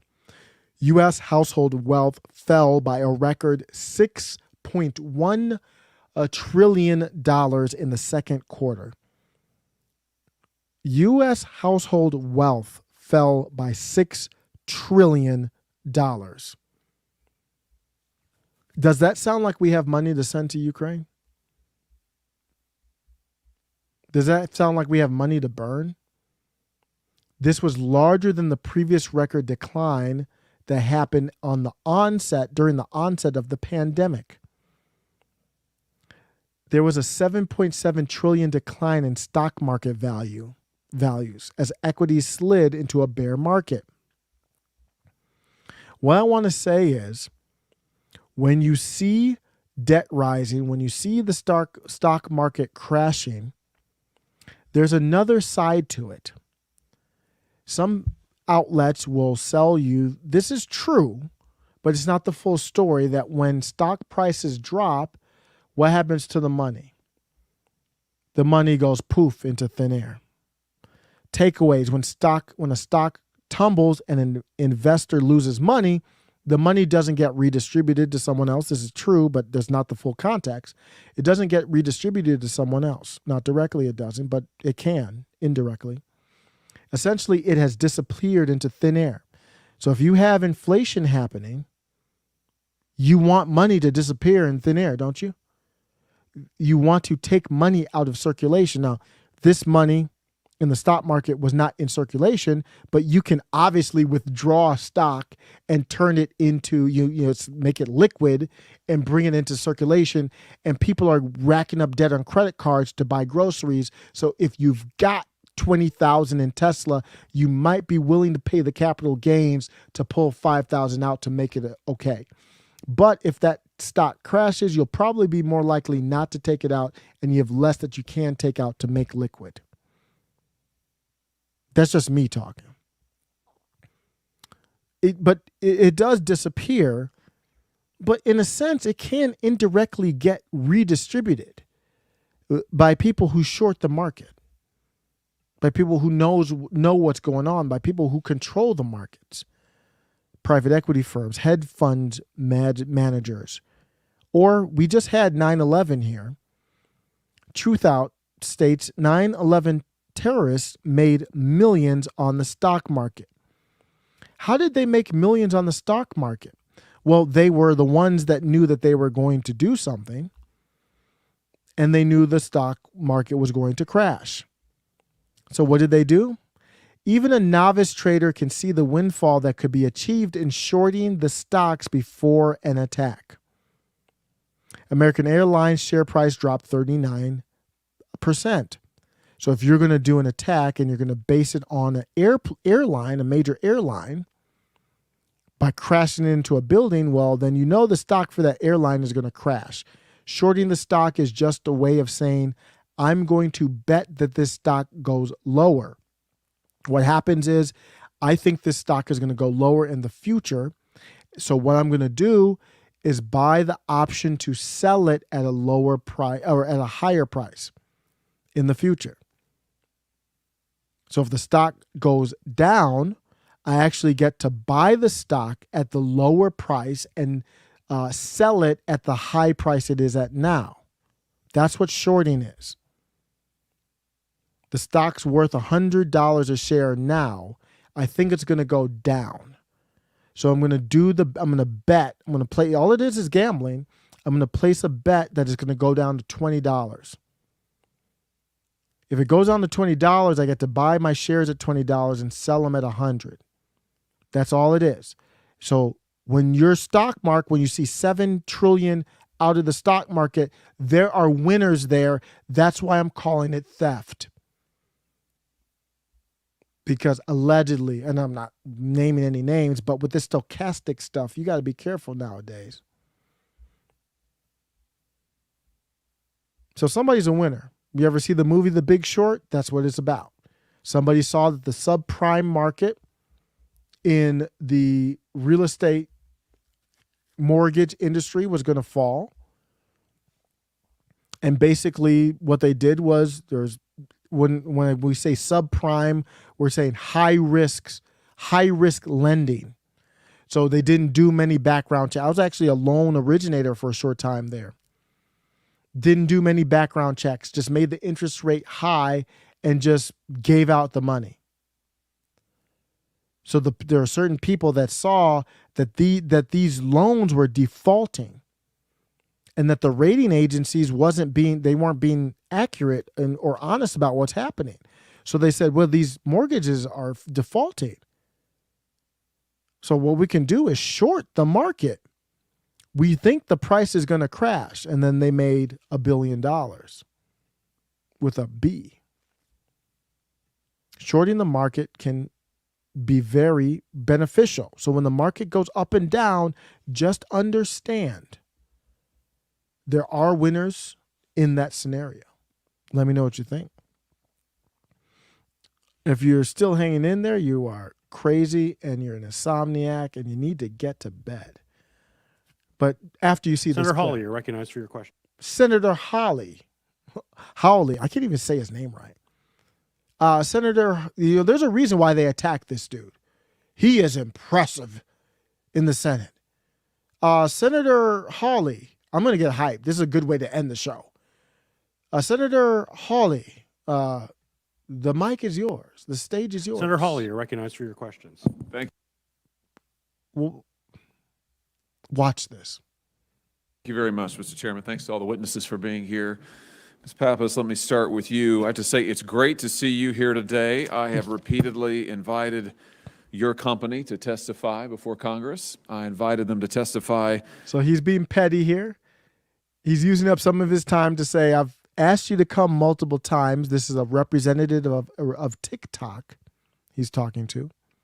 I've invited you at TikTok to come in front of Congress many times under oath, and here's what happened, so I'm glad to see you this time. To the judiciary. Basically, that's him saying, I'm going to flame you to hell. I'm going to flame you.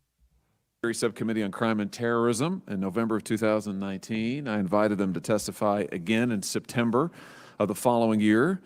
Both times we were stiffed. TikTok told me that they would set up a meeting with the CEO. They didn't want to testify in public, but they'd set up a meeting with the CEO after November 2019. They then canceled that meeting. So it's nice to see TikTok being willing to answer questions in public. It's a pleasant change. Let's dig into a few things if we could. That was so passive aggressive and petty. And I'm good with the passive aggressive because he's going to get aggressive soon. I'm not really good if someone's only passive aggressive. You actually see that very much. I used to live in Minnesota. It's a real thing that's their culture, to be like aggressive without being aggressive. That was him saying, I'm going to rip you a new one right now. Specifically about TikTok's links to the Chinese Communist Party. In response to a letter from some of my colleagues, TikTok claimed earlier this year that the company has never shared data, with the Chinese government. Is that correct? That is correct, yes. And has never shared data with the Chinese Communist Party. Is that correct? We will never share data, period. This is when it went south. Josh Hawley did that introduction, and he asked, has Twitter, it's a very clear question, has Twitter ever shared data, I think he said American data of American users, with the CCP? That's the Chinese Communist Party. And she didn't answer the question. She said, we will never. That's not what I asked you. Did you share it? In public, it's a pleasant change. Let's dig into a few things if we could, specifically about TikTok's links to the Chinese Communist Party. In response to a letter from some of my colleagues, TikTok claimed earlier this year that the company has never shared data, with the Chinese government. Is that correct? That is correct, yes. And has never shared data with the Chinese Communist Party. Is that correct? We will. He did that. He's very good. He set that up back to back on purpose to distinguish the difference. and sometimes you will give somebody an answer, or this is lawyer stuff, but I've been watching a lot of this stuff. You set them up with a yes at first, and then you set them up with another one where you know they don't want to say yes. So she knows she can't say yes to that. So she's going to say, we never, whoa, B, listen to me. Listen to me, V. Data, period. No. I didn't ask you if you would never share data, period. Did you share data from Americans on your app where you've got all kinds of information from facial features to keystrokes? Did you share that with the CCP? That is correct, yes. And has never shared data with the Chinese Communist Party, is that correct? We will never share data, period. My question was in the past tense. Has TikTok ever shared data with the Chinese Communist Party? We have never shared data with the Chinese government, correct? With the Chinese... I clearly asked you a specific question. If this isn't a time to get clarification and say, wait, we need to reset. I asked you a question and you're not in. Spider sense start tingling. Let's try it again. With the Chinese government, is that correct? That is correct, yes. And has never shared data with the Chinese Communist Party, is that correct? We will never share data, period. My question was in the past tense. Has TikTok ever shared data with the Chinese Communist Party? We have never shared data with the Chinese government, correct? With the Chinese Communist Party? Yes, correct. Do you have any, have you ever shared it with two members of the Chinese Communist Party? We have said many times, Senator, that we do have Chinese So she's under oath. He wants to get her lying under oath. Well, he wants the truth, but he knows it's going to be like pulling teeth. So he's like, okay, she admitted that they did share data with the CCP. So let me bring it down to members, like people. engineers based in China. I don't think there's any platform up here that... So she said she never shared it. Sorry, let me clarify. They never shared it with the CCP. Okay. Is she trying to play games with verbiage? Did you share it with any members of the CCP? Because if you say, did you share it with the Democratic Party? Somebody might say, no, I didn't. I shared it with Nancy Pelosi. You know what I mean? So that's why he's trying to narrow them down. That would be able to speak to what you're talking about as it relates to the political affiliation of an individual. But I'm happy to assure you that we are ensuring the access controls. So her answer is, I can't, the answer is I don't know, or I don't want to say. She's saying, well, there's people in China that we don't know what party they're affiliated with. They're all affiliated with one party. That's what when you're talking about TikTok, they're only affiliated with one party. We know that's pretty much the case. We do have Chinese engineers based in China. I don't think there's any platform up here that would be able to speak to what you're talking about as it relates to the political affiliation of an individual. Look at the optics. The CCP, I should say. Look at the optics. So who goes in front of Congress? Vanessa Pappas. This is a Chinese op app. I mean, this is a national security issue, national security risk. And who shows up? The CEO of TikTok is Vanessa Pappas, and she is Australian. Obviously, she looks like you would label her. Most Americans probably would label her as white. White with looking like blonde hair. That's the face of the company. Don't think that that's an accident. And that's my opinion, allegedly. But I'm happy to assure you that we are ensuring the access controls around our data as well as the storage of that data in the United States. So I think you're telling me that there are TikTok employees or ByteDance employees who are members of the Chinese Communist Party? Is that what I took? No, I'm saying I wouldn't be able to verify that. Oh, well, let me just ask you that affirmatively. Are there TikTok employees or ByteDance employees who are members of the Chinese Communist Party? Senator, I'm saying nobody that's sitting on this panel could tell you a political I'm not interested affiliation about anybody's opinion. I'm asking you a individual. factual question. Are there members of the Chinese Communist Party employed by TikTok and ByteDance? Yes or no? I wouldn't be able to tell you the political don't know? affiliation of any individual. What I can tell you is how much we're I investing. know membership in the Communist Chinese access Party is not as exactly well like as membership in the Democrat Party. So controls. I'm looking for an answer. You So- tell me you don't know? TikTok doesn't know. Here's what I can tell you. I can tell you that our U.S. and Singapore leadership, there are no. So this is the moment I watch from watching like TV trials.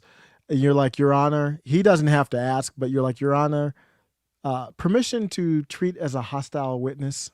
Because if this was a trial, she would have to provide a yes or no answer. no CCP members. I can tell you. So you that do know that, but you're telling me that you don't know if there are any members who are employed by TikTok or ByteDance, members of the Chinese Communist Party? Senator, I am happy to share that we are putting access controls. That's not my question. My as question well is, as- that's not my question. My question is, are there any TikTok employees or ByteDance members, employees, members of the Chinese Communist Party? Yes or no? Senator, I'm saying nobody could sit up here and give you that. So you don't answer. know? You're saying you don't know. You do know your leadership isn't, but you don't know about your employees. Is that your... That is exactly what she said. She said there's nobody in a leadership position that's a member of the CCP. So he's like, okay, you know in your leadership group there's no one. What about the other employees, these 300 engineers or anyone else? She can't answer or won't answer the question. Your testimony? I know that everyone who makes a strategic decision at this Ah. platform is not a member of the CCP. A strategic decision. Okay. It's interesting. It's interesting to me that you're quite confident that anyone who can make a strategic decision, how many people is that? It's our leadership team. So Number? And again, the leadership team is based in the U.S. and Singapore. Our CEO is based in Singapore. He's not Chinese. I thought she was happy the to CEO. go into I don't know what she is. I thought she was the CEO, but whatever. the efforts that Would it surprise you to learn that Forbes magazine recently reported that at least 300 current TikTok or ByteDance employees were members of Chinese state media and affiliated with the Chinese Communist Party? Again, we don't look at If you're a Chinese state media, you are CCP. the political affiliations or can't speak to individuals, but what I can tell you is we're protecting the data in the United States. Well, because apparently, though, you main do look at concern- political affiliation because you're quite willing to sit here and tell me that no one who has strategic input or makes strategic decisions is a member of the Chinese Communist Party. So you do know very well, as a matter of fact. You just don't want to answer my other question. We have thousands of people that work at the company, so I'm not going to vouch on the political affiliation of any particular individual. What Have I you can seen the vouch videos for- of Chinese Communist Party members conducting training for TikTok and ByteDance employees No. in China? That's fake? I do not know what you're referring to, but what I can tell Has you that is happened? any decision. Has that happened? Sir, I just said that I couldn't be able to tell you. I haven't seen it. I'm not sure what you're referring to, but I'm happy to follow up. But what I Wait, I'm sorry. Let's go back. Let's see if we can cut through the mumbo jumbo. I'm asking you if the Chinese Communist Party has conducted training sessions ever for employees of ByteDance or TikTok, yes or no?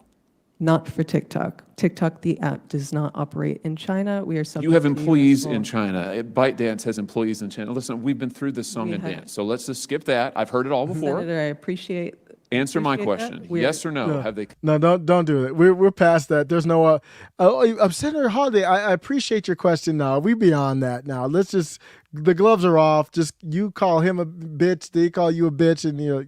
Enough with the BS. Like we're just talking now at this point. No. Oh, I appreciate you coming. I appreciate the question. No, you don't. Conducted training for ByteDance employees or TikTok employees? I can speak on behalf of TikTok, and the answer is no. No, that's interesting.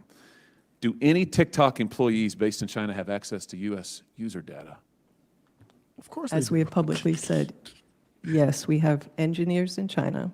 But we none are of them are working on members of the Chinese access Communist Party. controls. We are working on the access controls to minimize that I've data heard access. that. I frankly working don't with believe the any United of it. States and We just discovered how fragile our future is. TikTok has powerful data, location, keystrokes, facial expressions, mood. They get to censor. Somebody was talking about there's a famous diary in the news right now. Somebody was talking about that on TikTok, and they said they got banned for a week. Saw the video. It was a stupid parody song, but it wasn't anything bad. No lies detected, banned for a week. Tim Pool is banned completely from TikTok. He's as milquetoast as they come. Through the CFIUS. Wait. So your testimony is that you do have TikTok employees based in China who do have access to U.S. user data, but you're confident that none of them are members of the Chinese Communist Party and have ever accessed it? Is that Anyone your who testimony? has access to U.S. user data has and does so to perform daily duties. So if it is for the performance of site management, bug handling, but we have strict controls in terms of who and how our data is accessed. Furthermore, And none of that's accessible to any member of the Chinese Communist Party. Is that your testimony? we believe we have the strictest controls That's out not there. my and we're question. actually That's not my working question. with My question is, Oracle. does anyone who have access to user data, are they members of the Chinese Communist Party? I feel like I've answered your question. You haven't, and I feel like you're avoiding it at every opportunity. So let me give you I'm- another one, since you're on the record and can indeed I be under as oath. clear as I would welcome you being Okay, clear. Do thank you. any person who has access to U.S. user data, are they members of the Chinese Communist Party? Yes Let or no? me be clear again. Yes or no? For our U.S. users, the data is stored and housed in the United States. We have access controls. You're not in answering my place. point. Let the record And reflect you will for- not answer my question. Why For not? any of that data, it's overseen by our U.S.-led security team. That's not and that's not my monitored question. daily. That's not my question. My question Furthermore, is, does that data- any employee who has access to U.S. user data, are they members of the Chinese Communist Party? You won't And answer again, that as a question. global technology platform, there is no other company that could make that assertion either. That sounds like a yes to me. I think that's I'm- news. You're familiar, I know, with this BuzzFeed article that says that according to leaked audio from more than 80 internal TikTok meetings, China-based employees of ByteDance have repeatedly accessed non-public data about U.S. TikTok users. Everything is seen in China, said a member of TikTok's Trust and Safety Department in a September 2021 meeting. In another September meeting, a director referred to one Beijing-based engineer as a master admin who has access to everything. These reports show data was accessed far more frequently and recently than previously reported. And your testimony is that this is false? Correct. All of this is false? That is correct. No, so there are... Everything that you just stated, there is no such thing as a master account at the That's not what it says. It says period. that someone is referred to as a master admin. Well- But you're telling me that China-based employees have never accessed non-public data.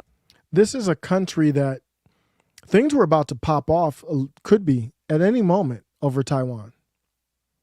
Of U.S. TikTok users. No, we've already said on the record that we have Chinese employees who have access data. Well, that's what this is saying. So you agree? If you want to clarify on each individual statement, I'm saying that there is strict access controls around the data that is accessed in the United States. The last says it's also pushing the gender confusion that will destabilize our country if it continues. I strongly agree that is part of the concern with this gender confusion issue. TikTok allows that in America, and they don't in China. And who knows what the algorithm is? I want the algorithm. That must be public. So that's where Holly, I think, well, I don't know. I don't know where he's going to go, but after this. But that's where this has to go. Because we've got an app. The data going over there is bad enough. We don't know what they're boosting or not boosting here. Controlled by the CCP. That's not a good idea if you want to protect your country. States that is overseen by our U.S.-led security team. We are working with Oracle. That's who not what have this. now- That's not what this article says. We disagree with the categorization in that article wholeheartedly. Oh, well, here's the point. I know there are other senators who want to ask questions. I think we're going to have a second round. What the truth appears to be, besides the fact that we can't get a straight answer on any of these questions, is that you have hundreds of employees with, it appears, access to U.S. user data that may very well be members of the Chinese Communist Party. You have no way to assure me that they don't have access to our citizens' data. And you won't answer my question in a straightforward way about whether a CCP member has ever gained access or not. I think, from my own point of view, You realize that an enemy country could have access to users' location data over time and use that to feed into an AI system that could calculate the area and place to do something to, let's just say, cause the most harm or the least harm. This data is immensely powerful. Does any American company have any type of data even close to that on Chinese company? China as a country? China doesn't let people come through their borders like we do. Now, that's a strength of ours that has been exploited as a weakness. That's what's happening here. That's a huge security problem. Senator, if Thank I you. may, we are one of the most highly scrutinized platforms. There have been many cybersecurity experts who have researched our platforms, including Citizen Lab, which is a leading academic research unit based in the University of Toronto, who have said, and I am happy to submit this for the record for the committee, that our research shows that there is no overt data transmission to the Chinese government by TikTok. TikTok's program Overt. features Overt? and codes do not pose a threat to national security. Wait a minute. Overt There are data also- transmission? Ms. Pappas, this isn't a hearing for you to testify at will. You're here to answer questions. I'm providing you with So, information. no, you're not. You're talking over me, and you're submitting the information from, who knows who funds this entity? Who knows who's behind it? Who knows what it contains? I don't know. What I do know is you won't give me straight answers to my questions, and the reason I think is pretty clear, because your company has a lot to hide. You're a walking security nightmare, and for every American who uses this app, I'm concerned.